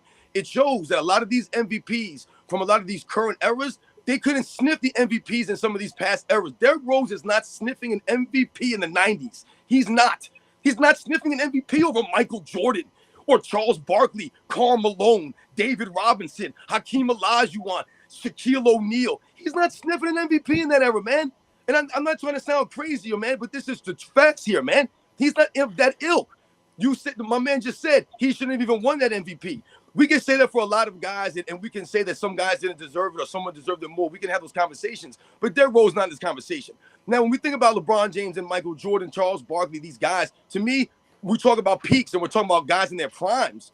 For me, Michael Jordan, the difference between him and everybody else in NBA's history is that there was never a decline in his game. His game evolved. When people talk about Michael Jordan, they mention his ability to change his game to become more of a jump shooter.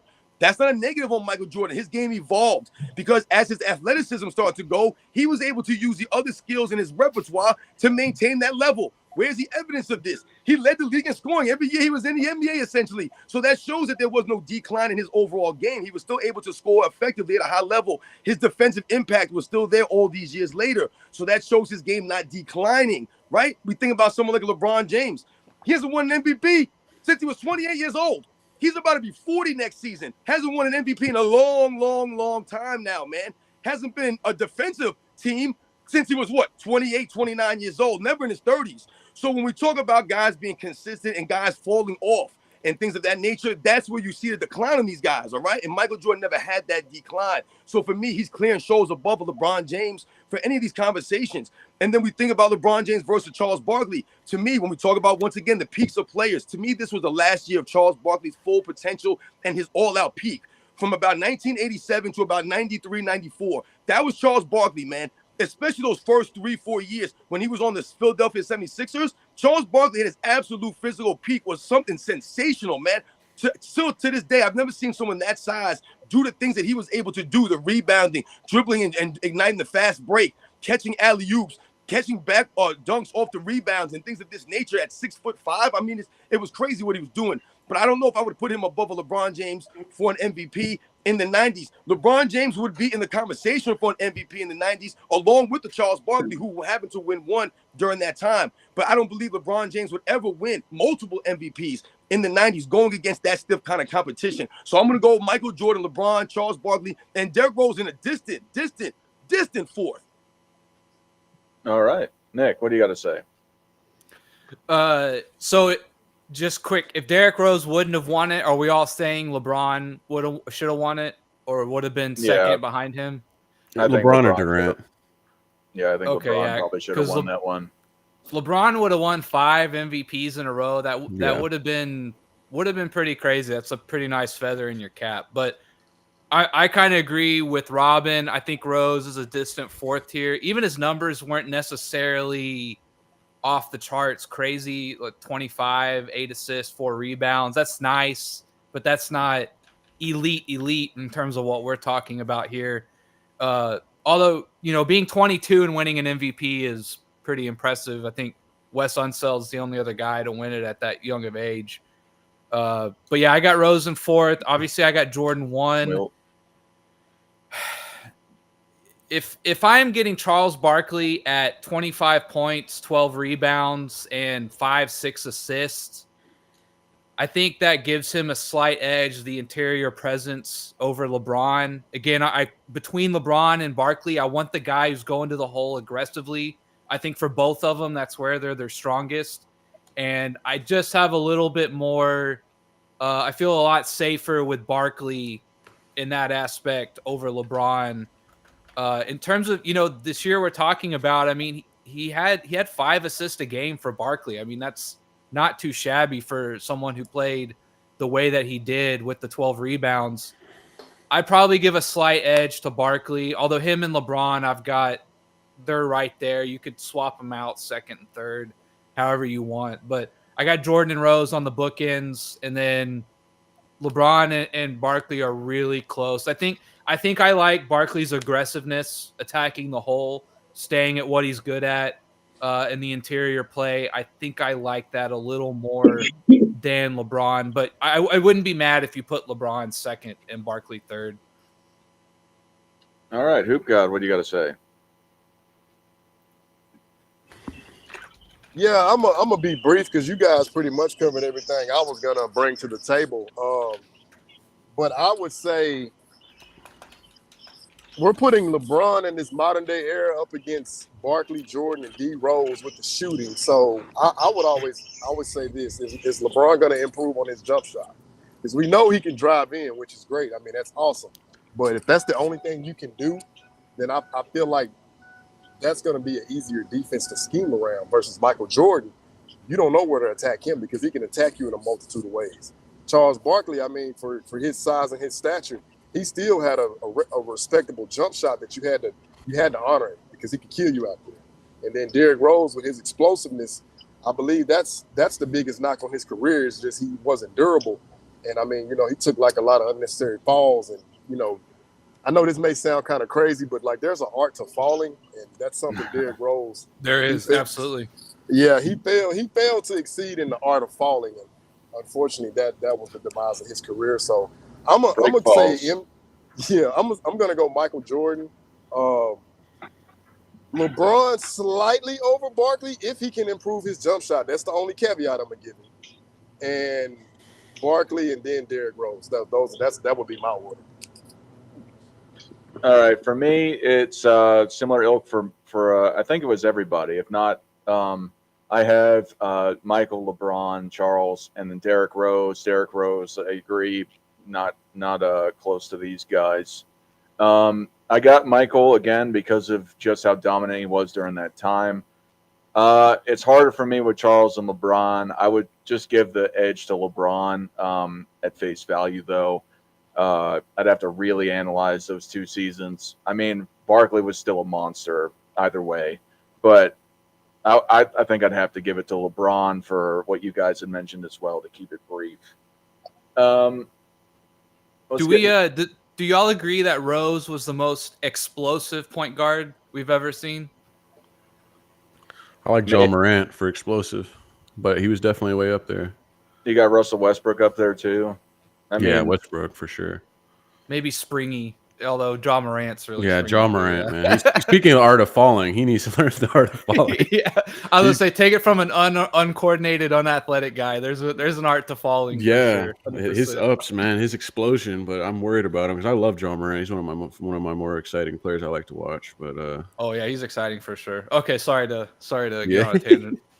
All right, so we're gonna do from 14 to 16. So it's 5 now. I'm just trying to speed it up a little bit. Steph Curry, KD, Hakeem Olajuwon, David Robinson, and Michael Jordan. And we'll start with Drew. Wow. So let's go. You said Durant, Curry, Hakeem, Jordan, and who was the other one? Robinson. Robinson. Okay. Wow. Those are who's who right there. Yeah, no joke. That is incredibly hard. He started with me. Let's see. Well, Jordan. All right, let's get that out of the way. Let's just put him off to the side here. 96 Jordan. It doesn't even really matter, honestly. 96 Jordan may not have had the sheer explosiveness that he had, but he had the experience. He had the wiliness. He had the crazy like a fox. So I'm still putting him number 1. Hakeem, David Robinson. And you said Durant and Curry. Okay, well, Curry, number 2. I think you're talking about today's era. I mean, there's not a more today's era type player than Curry. I might even put Durant right behind him, too, because we're talking about today's era. These guys there's not more today's era than those two guys. Yeah. Then it becomes Hakeem and David, which feels sacrilegious to put them at the very end of this conversation. But I would have to go with Hakeem. The finesse, the power, the ability to adapt his game, to bring his game to another level when the lights are on. It really doesn't feel right to put David Robinson 5th there. but I don't think Hakeem would have any issues adjusting his game. He proved that in his career that he could do that. So I'm going to put Hakeem 4th, David 5th, although, like, again, it does not feel right putting these guys that far back. But basing on today's era, that's how it'd be: Jordan, Curry, Durant, Hakeem, David Robinson. All right, Robin, what do you got to say? Yeah, man. So once again, man, it continues. We talk about guys from these eras and winning these MVPs, man. And look at the names you just mentioned. You mentioned Michael Jordan once again. You mentioned Hakeem Olajuwon, and you mentioned David Robinson, and you mentioned Steph Curry, Kevin Durant, and LeBron James. You mentioned, right? Those are the guys you mentioned. So Robinson, Hakeem, Steph Curry, Durant, and Jordan. Oh, okay. Right. See, so for me, when we talk about, Steph Curry and we talk about what would he look like in this era, we can see what Steph Curry looks like in this era. He's sensational in this era. But for me, the conversation when we talk about him possibly winning MVP in the 90s is where things get interesting. Because for me, this is where someone like a Steph Curry gets exposed. In my opinion, he's not winning an MVP in the 90s. This is, in my opinion, he's not winning an MVP in the 90s. We talk about Kevin Durant. Once again, I do not believe Kevin Durant is winning an MVP in the 90s. However, these players in this generation, this era, absolutely. Kevin Durant with the smooth jump shot, Steph Curry, his ability to handle the basketball, things of this nature. So I think, yes, when we talk about Hakeem Olajuwon, the one thing for me, when we talk about David Robinson, this is the thing about David Robinson that I've always told people. When we talk about the greatest centers and people mention David Robinson, these are usually the conversation that he's brought up in. But when we talk about him being successful in this kind of era, David Robinson to me is one of the greatest athletic centers in the history of the NBA. I believe he's more athletic than a Hakeem Olajuwon. So if we put him in this era, David Robinson running up and down the court in this era, he would be sensational right now. David Robinson catching alley-oops on the fast break. David Robinson cleaning up the rebounds. David Robinson, like you guys were mentioning earlier, the post game is starting to come back into the NBA. When we talk about guys in the high post, we talk about a guy like a Jokic or someone even like an Embiid who's in the low post who can work. Someone like a David Robinson would be fantastic in this open game with the running and the spacing. And like I said, his athleticism. So I think he would be great. So I'm going to put him above Hakeem Olajuwon as far as Hakeem Olajuwon's maybe his overall footwork, his skills, his overall game. But to me, David Robinson was a superior athlete. But when we talk about some of these guys, once again, see what we're saying is like these guys are going to be great. They're going to be great in any era. However, are they going to be the MVP caliber greatness in these eras? You could be a great NBA player. You could be a Hall of Famer and never sniff an MVP in your career. So we must think about these things. No one's going to say that Kevin Durant's not going to be a 10-time All-Star in the 90s. No one's saying that LeBron James won't be a 10-time, 12-time All-Star. You know what I'm saying? Playing in these eras. What we're saying is you're not going to win an MVP or multiple MVPs playing in some of these other eras because of the caliber of players. And it keeps getting exposed every time we mention a current player that's won an MVP more recently.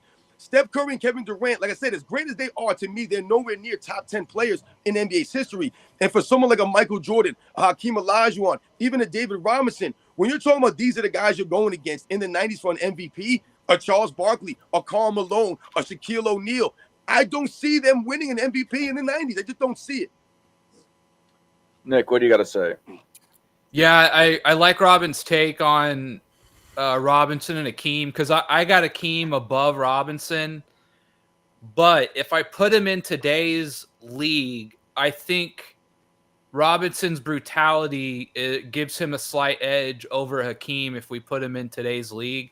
I like that point. I agree with that one. Even though I have Hakeem over Robinson all time, I think Robinson might actually thrive a little more than Hakeem in today's league.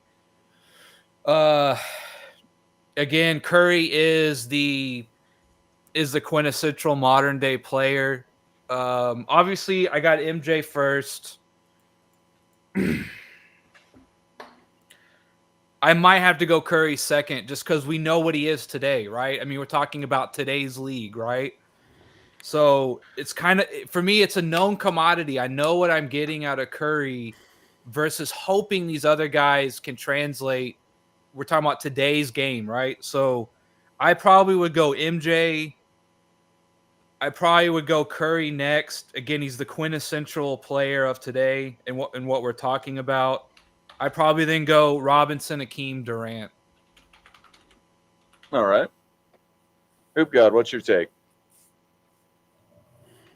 So I actually like this one. Of course I'm gonna go with Michael Jordan first and foremost.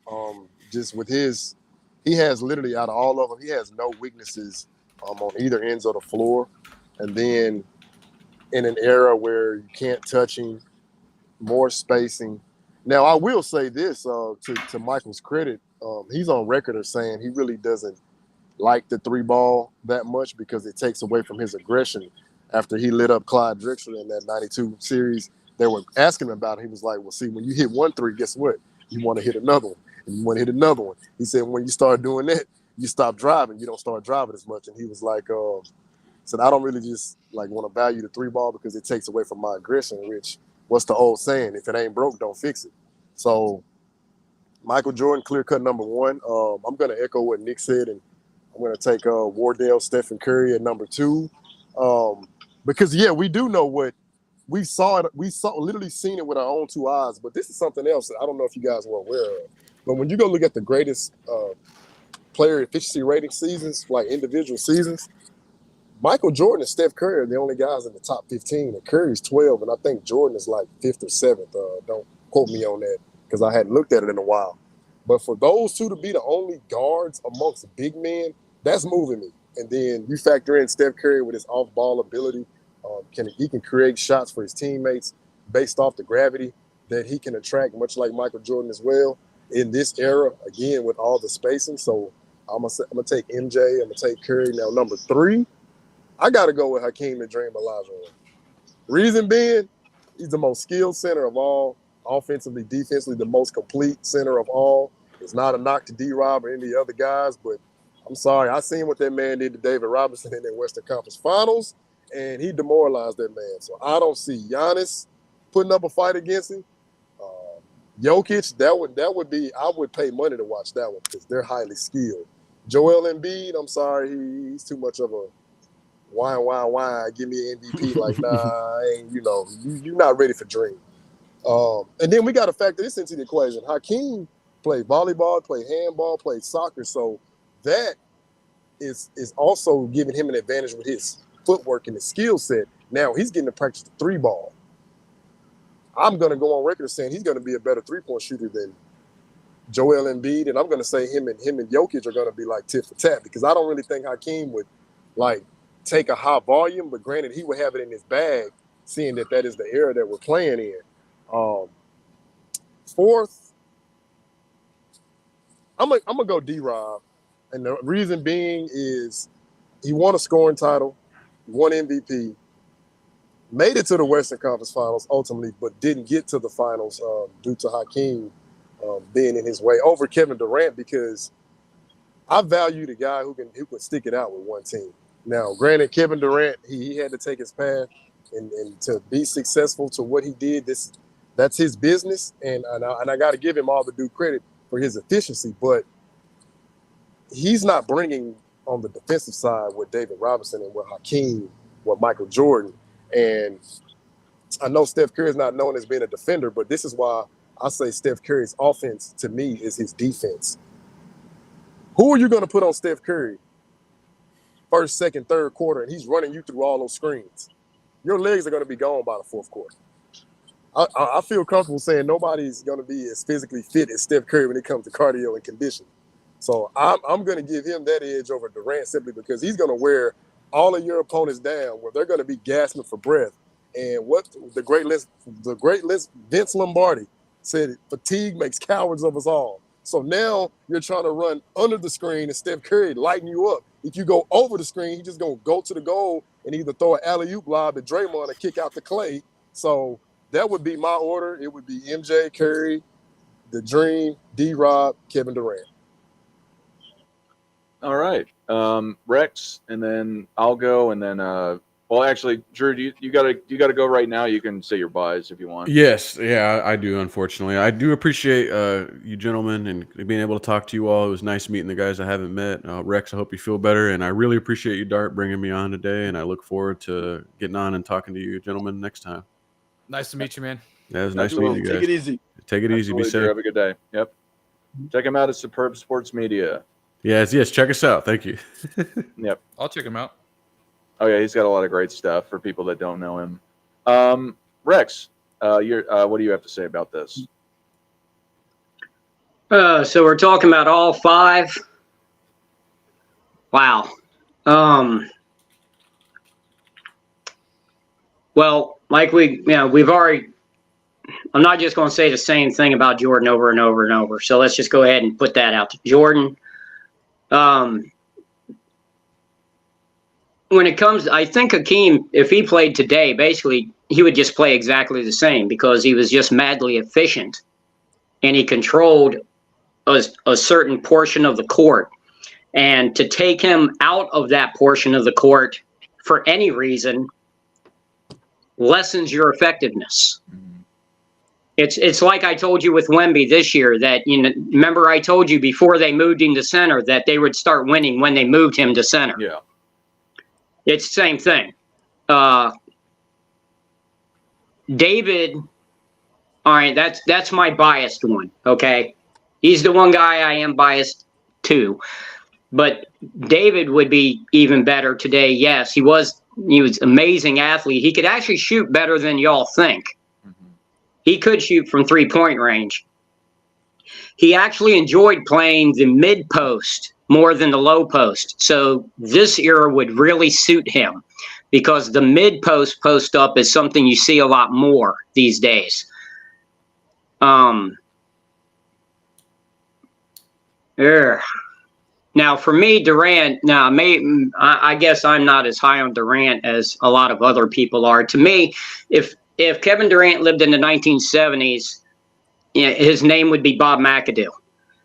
If he lived in the 1980s, his name would be Alex English.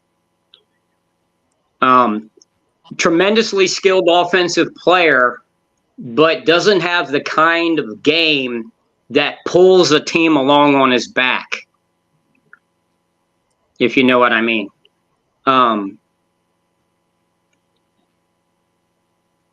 Steph is Steph. Like I said, if you look at the MVPs through this era, they're all big guys, except for Steph. So Steph's the outlier. So I guess I'd go Jordan and Steph above. I would actually, David and Hakeem, I think I would put pretty much as a tie. I remember Hugo was mentioning what Hakeem did against David, but when you're voting for an MVP, that really has nothing to do with it. It's about what you do against the entire league for the entire regular season. And then I'd have Durant last purely because I see Durant essentially just like Steph. He's a one-trick pony, and if he's on, he's super on. If he's not, you're not winning. Yeah. All right, for me, I would do it like this. I'd have Jordan number 1. I would have Hakeem number 2, just because of what all of you said. He was also dominant on both sides of the court, exceptionally, I believe, over everybody else that's on this list. Number 3, it's close for me with Steph and David Robinson. I would probably have Steph up there just because he's done it. And David Robinson, although he had gone to the Western Conference Finals before Tim Duncan joined him, that's really the reason why I'm putting him under Steph. But I also believe that he would have been absolutely successful during this time as well. And I'd put Durant last. I just think that Durant, he's also an all-time great. I'm not saying he's not. I just think that what he's done, he's only won with that loaded Warriors team. Now, he was MVP. I think he was the best player on those teams for Finals MVP, but I just can't put him ahead of these other guys in regards to winning league MVP. I just don't think it would work that way. This will be the last one before we open the lines for calls. So this is the list of players: Russell Westbrook, James Harden, Giannis Antetokounmpo, and then it's Karl Malone and Michael Jordan. I forget who started last time. I think it's me now. Okay, all right. Yeah, so for me, once again, the theme continues. We have guys like James Harden, guys like Russell Westbrook, and this is what we're talking about. To me, James Harden, Russell Westbrook, these are all-time great players, no doubt about it. They're Hall of Fame caliber players. But at the same time, for me, in the 90s, I don't believe that either one of these players are winning an MVP in that era over the players that we've been mentioning that have won the MVPs in the 90s. But when we're talking about players playing in this type of environment, to me, yet and still, someone like a Russell Westbrook is struggling in this type of era of NBA.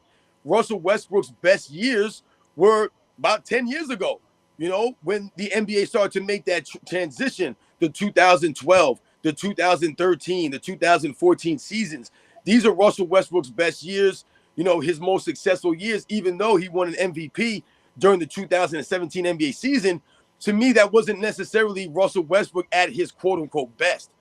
And with the change of the type of game that's been going on, Russell Westbrook has never really developed an overall jump shot. His overall jump shot, if you remember, has actually gotten worse throughout his career. If you look at him early on in his career, the free throw percentage, the shooting overall, I believe goes to his lack of confidence with his overall jump shot, and all the things that he went through with Kevin Durant and Kevin Durant leaving him. And that hurt a lot of Westbrook's confidence, man. You can tell that really impacted him overall. So for me, I believe Russell Westbrook has struggled. And then we think about James Harden. The success that he's had in this era or this style of NBA was really, kind of smoke screens, in my opinion, when we think about the things he was getting away with for those couple of seasons there in Houston, where he was essentially carrying the ball every single play. He was taking 2-3 steps backwards to take a three-point shot. I mean, we all saw what was going on. It was a complete embarrassment of the NBA, and it was a complete abuse of the quote-unquote rules that the NBA refuses to enforce. And then they had to start making adjustments for James Harden hooking guys' arms and flopping and taking a gazillion free throws a game. So for me, once again, James Harden's his MVP is hollow to me. He won it off of numbers that were fabricated off of the style that he was able to get away with during that season. So for me, once again, I do not believe James Harden sniffing an MVP in the 90s and him being successful in this era of NBA. I don't really believe that we can say he's been successful because he hasn't been successful. In the postseason, all those gimmicks that he does do not work because he gets exposed for his play being a gimmick. Someone like a Steph Curry, he has been successful in the postseason because his game and overall skills are not a gimmick. He gives you, and what you get from Steph Curry is real. It's tangible. James Harden is not. So for me, I don't believe I'm not ranking him high. Russell Westbrook, I'm not ranking him high.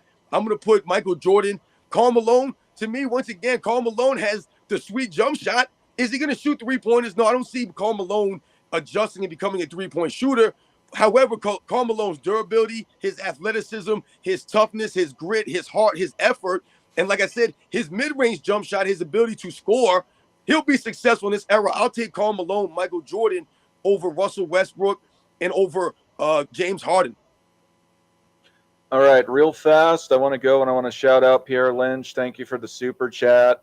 I put the question in there, but just to reiterate for people that have just came in, who would win the MVP out of these guys in today's NBA, which is Giannis Antetokounmpo, James Harden, Russell Westbrook, Michael Jordan, or Karl Malone, and we are ranking them in order. But thank you again, Pierre, for the super chat. I appreciate it. And yeah, I'll put Giannis above Karl Malone. I forgot to mention Giannis, man. My fault, guys. So what's your list again? So I'll go with obviously with Michael Jordan. Then I'll go with Giannis. Then I'll go with Karl Malone. Then I'll go with Russell Westbrook, and then I'll go with James Harden.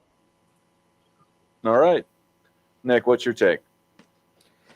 Yeah, I got Westbrook fifth. I got Harden fourth. I think those are the two easy ones to place. You can switch them out 4 and 5 if you wanted. I got MJ 1, obviously. And one I'm struggling with is Giannis and Malone. I feel like Giannis is a little more fluid and agile. Malone's a little bit more muscle.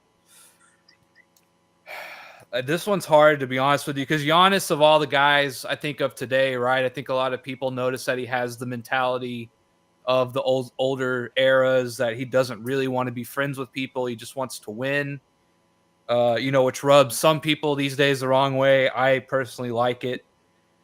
So, I mean, in terms of like the mentality and things like that, I think he translates well to Malone. You could easily compare them with the mindset. I think he has the same sort of edge to him. Man, I don't know. This one's really hard. I want to say because of Giannis's defensive prowess over maybe a slight edge there over Malone, and being maybe a little bit more agile up and down the court. My gut tells me to give Giannis a slight edge over Malone for what he can do, 94 feet in both ends. Again, I like Malone's offensive game a little more. It's a little more polished. And I say the same for Giannis. I think he does a little bit more on the defensive end, can probably guard more positions a little better than Malone. I probably got to go Giannis slightly over Malone, just in this snapshot, right? Not for a career, but in this snapshot, I'm going to give Giannis a very slight edge over Malone. So I got MJ, Giannis, Malone, Harden, and Westbrook in that order. All right, Rex, what's your take? See, the thing that I keep trying to remind myself is we're talking about for the MVP vote only, not which one we would pick if we were trying to win a championship or who beat who head to head or any of that. It's purely those seasons played today, who would get the MVP vote. Yeah, that version of that player, yeah. Yeah, the triple-double Westbrook would get a whole lot of fanfare. It didn't end up meaning anything to his team's success, really. Harden's isolation play gives you all kinds of highlights, but doesn't give you substance in the playoffs. But we're not talking about the playoffs. I guess really the same as the other guys. Jordan, I think Giannis and Malone would be a lot closer because their numbers, I believe, were very similar. Yes, they achieved them in a different manner as far as their individual, their skill set, but they basically got the same points from the same areas on the floor, got the same rebounds, I believe. The defensive presence is different in that Giannis is a shot blocker and Malone had very quick hands and got lots of steals for a big guy. So he did his damage with his feet on the floor, not in the air. I'd have to go with Giannis, I guess, at number 2 over Malone. The one thing, talking about Malone, if he would stretch out to shooting threes this era, it's really the same as with Hakeem. If you really pay attention to their shooting forms, Hakeem Olajuwon and Malone, they really fundamentally have bad shooting forms in that they shoot with their elbow out and they shoot with all forearm and all wrist. That's not conducive to becoming a consistent three-point shooter. There are no consistent three-point shooters that shoot with their form. So I would put that they would not put those into their repertoire. But they also didn't need to. Like I said, I think the whole everyone having to be able to shoot 3-pointers is a really overblown image of today that actually doesn't exist. In this 3-point era, the only team that has actually won shooting 3-pointers is the team that has the greatest 3-point shooter. So it's really a negligible difference in reality. So I guess Jordan, Giannis, Malone, and I think personally I'd have to put Westbrook over Harden, but probably not by much. For me, I got Jordan, I've got Giannis, I've got Malone, and then I've got Harden, and then I've got Westbrook. For me, okay. I think that Westbrook MVP it was they. I believe they only gave it to him just because it hadn't been done since Oscar Robertson. I think it was really just to sell individual statistics. I don't think that he should have won it otherwise, other than he had done something that hadn't been done for 40 plus years. Outside of that, I don't think he should have won MVP at all. And I think that's the only reason they gave it to him. Harden, again, really kind of to your guys' sentiment, especially with Rex, is just highlights and just with that step back jumper, 3-point style that he had. And then during that time, he was more aggressive in general going to the rim. The reason why I put Giannis over Malone is I believe, not that Malone is bad or anything. I do believe that Giannis, if I had to match them up against each other, I would pick Giannis over Malone, skill set wise. But Malone, I do think could hang in today's, and I think it's close for me. It's the other two are way down there, but Malone and Giannis are close to me. I would give the edge to Giannis though. But yeah. I guess real fast, I don't know if any of you have to go. We're going to open up the line for callers. You got to go, Robin? Yeah, I gotta get out of here, guys. You have any last words before we open the lines?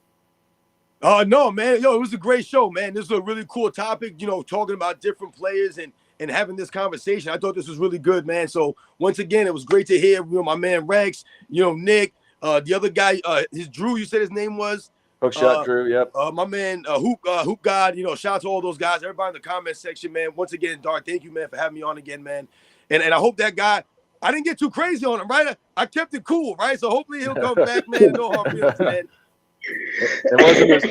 It definitely wasn't as bad as the GJK cats. That you cooked them.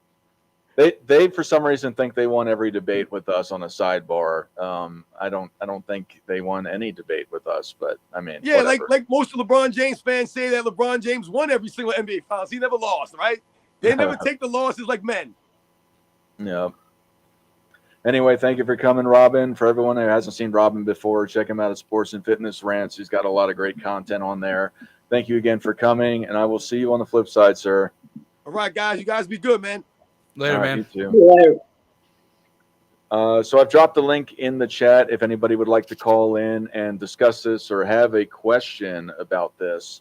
Otherwise, I guess we could keep the lines open and just talk for a little bit more.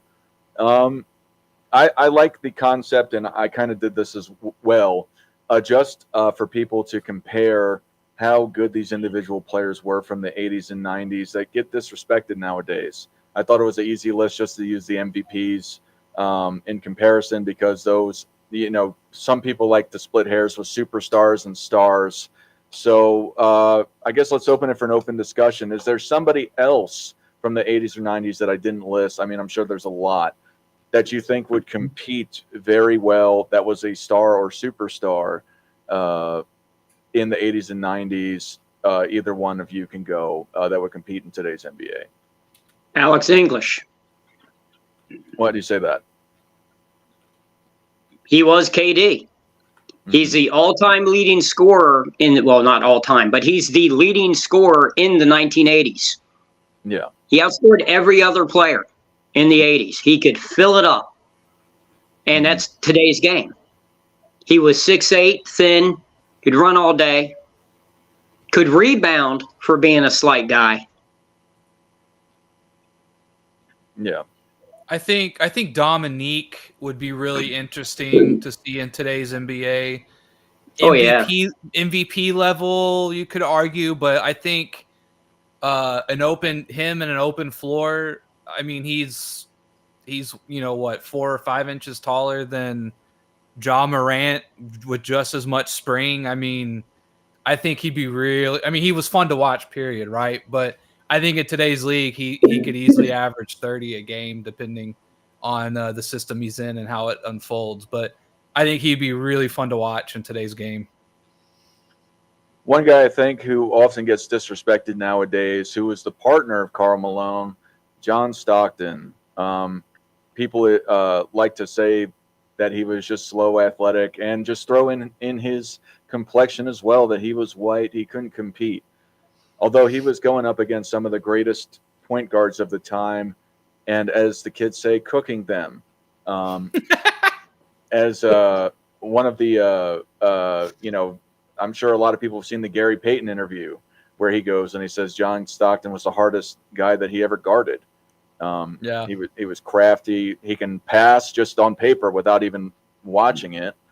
Granted, he had Karl Malone, but at the same time, he could shoot 3-pointers just looking on paper. But he just took his shots. He was super efficient. He was crafty.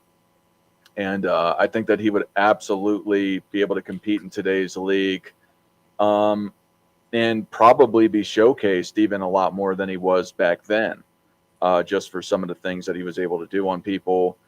I wouldn't say he was super sexy with the passing, but he did have some great passes. I wouldn't quite say he was on the level of Magic Johnson or somebody like that, but I definitely think he would have competed. But to what you guys, what's that? I would say Mark Aguirre is another guy that gets lost a lot in the shuffle of the 80s. Remember, he was one of the original 3 guys who did the Converse with Bird and Magic there for a little bit. Obviously, being a Mav, I know of him a little more than maybe others or think about him more, but he was another good guy. I think doesn't get brought up enough. He was averaging 25 to 30 points there for 5 years or so. So he was definitely another really good player from the 80s. Do you have another guy you want to bring up, Rex? Well, talking of Harden and that type of offense, Adrian Dantley. Mm-hmm. I mean, the actual mid-range monster. I mean, his mid-range shooting is actually the highest all time by far. He's many percentage points above anyone else. He was slow-footed though. Couldn't really jump. One leg's longer than the other. He had stuff dealing with there. So maybe against the more modern athletes, and this is something. Thinking about this was something I was going to mention, but we ended up going a really long time doing the comparisons between eras with 5 guys.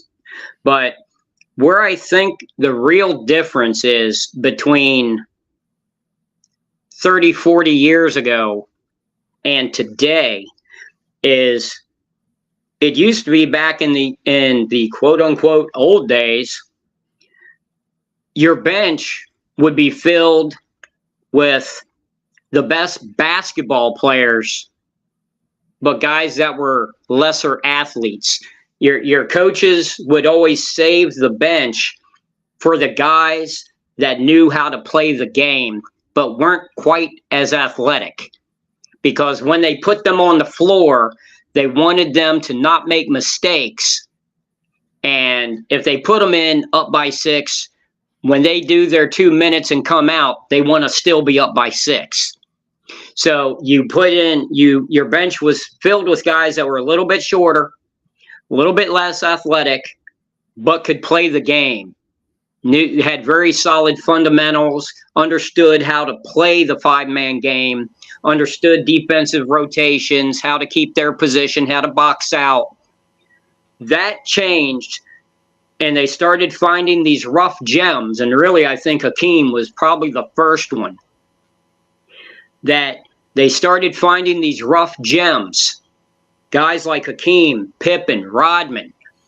And you started to see a turnover where when they upped the number of teams through the expansion era and they upped the number of seats on the bench, they started not giving those bench seats to the guys that knew how to play but were a little undersized and a little under athletic, to let's give it to these crazy athletes that we think, because every coach thinks they can teach to anybody.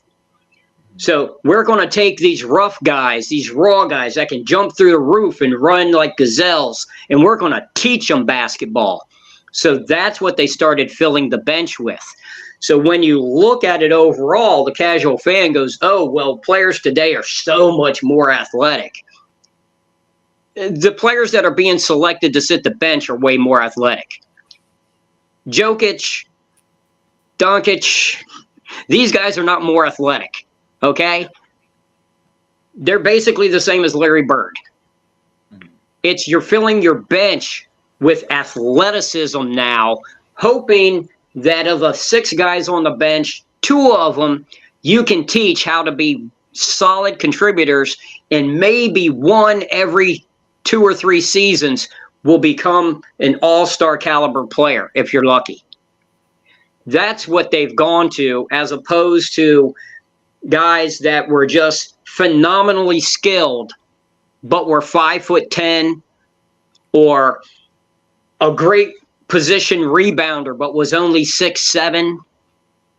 Those guys are no longer, those guys are in the G League or overseas now, when they used to be on the bench. Now the emphasis is get athletes in there, and we can teach them how to stand in one spot and hit a 3. And that's been the, in my opinion, the de-evolution of the game. Yeah, we were talking about this once, and I kind of said, I think the way I put it was they used to select for basketball players, and if you were athletic, that was a bonus. And now it's like they filter for athletes, and they're hoping to kind of teach you 1 or 2 things along the way, more in the later processes of where you should, and Akeem is a rare guy who started playing at 15 and just picked it all up, right?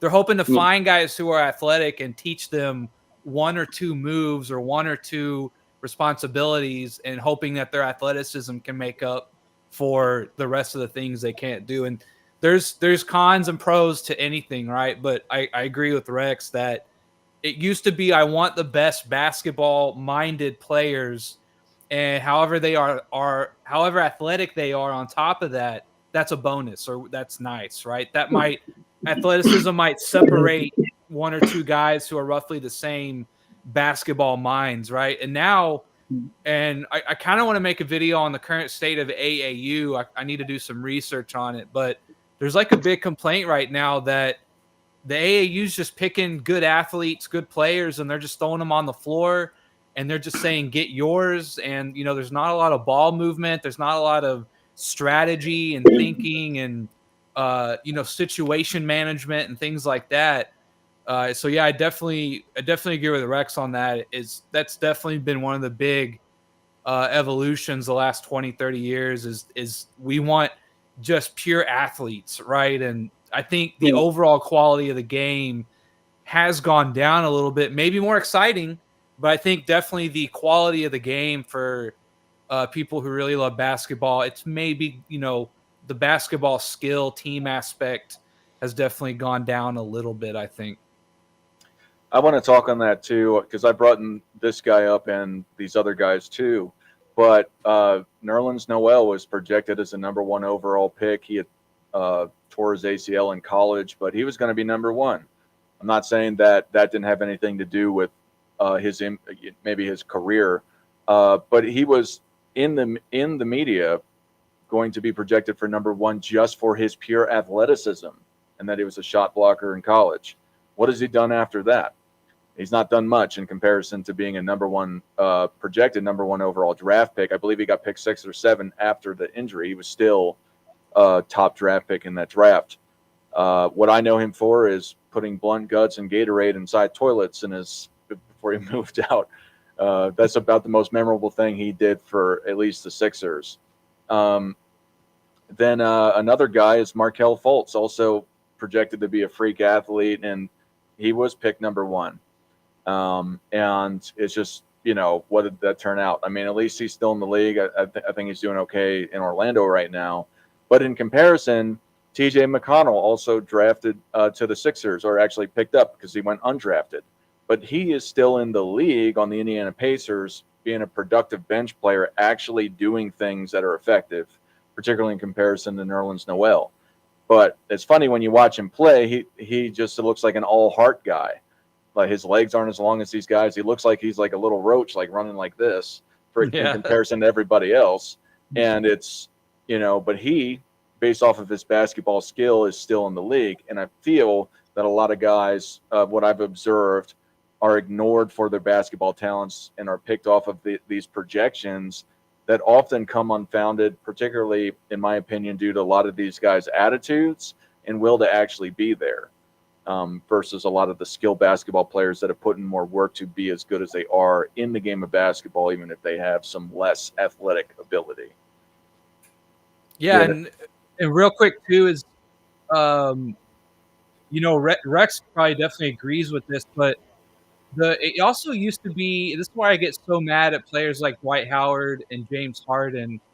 It used to be in the off season in the summer, right? You would pick up one or two things, right? Or you would work on one or two things. You would add one or two things to your bag, and people would see it the next year or two down the line.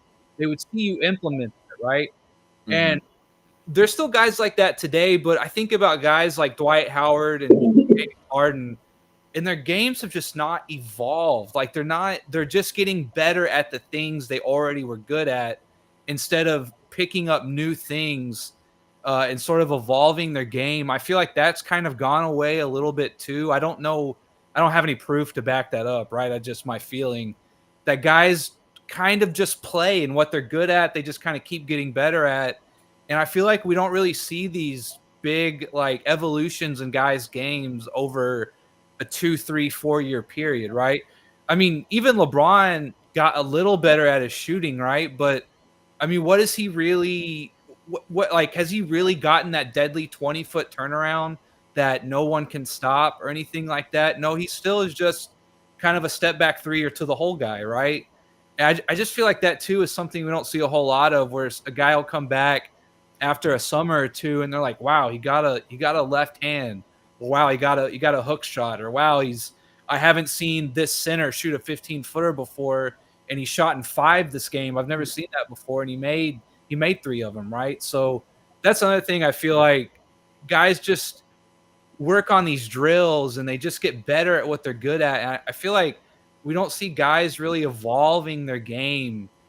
Even if you don't have to be the best at something to pick it up, but just be good enough at it, right? I feel like that's something too I don't see a whole lot. What do you have to say about that, Rex? Yeah, well, I mean, it's Stern. It's what Stern wanted, and it's what Stern got. Is he wanted to focus to come up for marketing to make more money. He's like, our players don't wear helmets, they don't wear pads and everything. They're out there in a tank top and shorts. Everyone can see their face. Market the players, and when you have players that have grown up in a team atmosphere, like the players of the 80s, they grew up with a team atmosphere, the atmosphere of the 60s and 70s, which was what the team does is what matters. Then they're put in the 80s as the first generation of the look at this player. Then you get the Magic, what I call the Holy Trinity. You get Bird, Magic, and Jordan. That's the first generation. Then you get into the second generation. You get the kids that grew up watching Bird, Magic, and Jordan doing their thing. The Iversons, the Kobes, the second generation, where it's more of a me.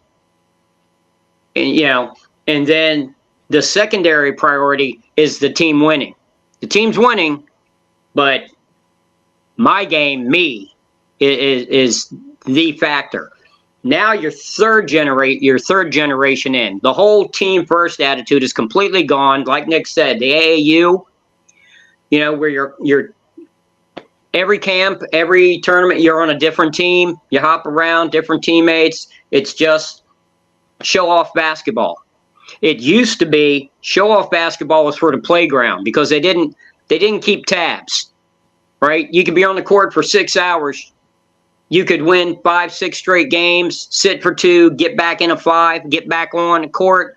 At the end of the year, no one knew what their win-loss record was. There was no trophy. You worked on your individual game on the playground. When you got on a school team, or if you weren't at that level, if you're younger, a league team, church league team, whatever, it was about the team. It was team during the season. Then when you play outside on the playground, yeah, it's about you. You do what you want. Now the NBA has become the pickup ball. It's because they get paid so much money. We're not talking rich. 40 years ago, they were rich. Now they got generational wealth. And it's all off clicks. It's not off people sitting down watching the game on CBS on a Sunday. Those days are over. It's about being on here, clicking onto these YouTube channels, getting clicks for all these highlight videos on NBA.com and ESPN and all of that, getting your little 15-second commercial and getting paid, and then going on to the next one.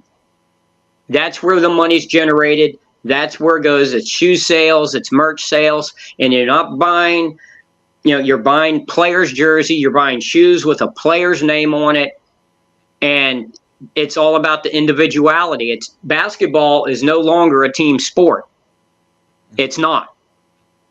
And that's why I can't stand it. That's why I don't watch it, although I've been trying to watch it these past few weeks to speak more intelligently on these shows. But it's bad. The true game of basketball is dead. The NBA has killed it, and it won't come back because there's too much money involved in individual players' personal interest. That if they average this many points a game, or if they have this poster dunk that can be shown all over the internet for 3 or 4 weeks, they're going to get some kind of endorsement out of it. And they will. And that's it. There's only one way to bring back old school team first basketball. And it's never going to happen. But there's only one way of doing it. And that is changing the pay system so only the winning team gets paid. Then you'll start seeing some ball. No, I agree with you. I'm going to shut it off here. Do you guys have any last words before we get out of here? No, I've been holding back coughing fits for hours now. Well, check out Politicus Rex. Subscribe to his channel and NMB Sports.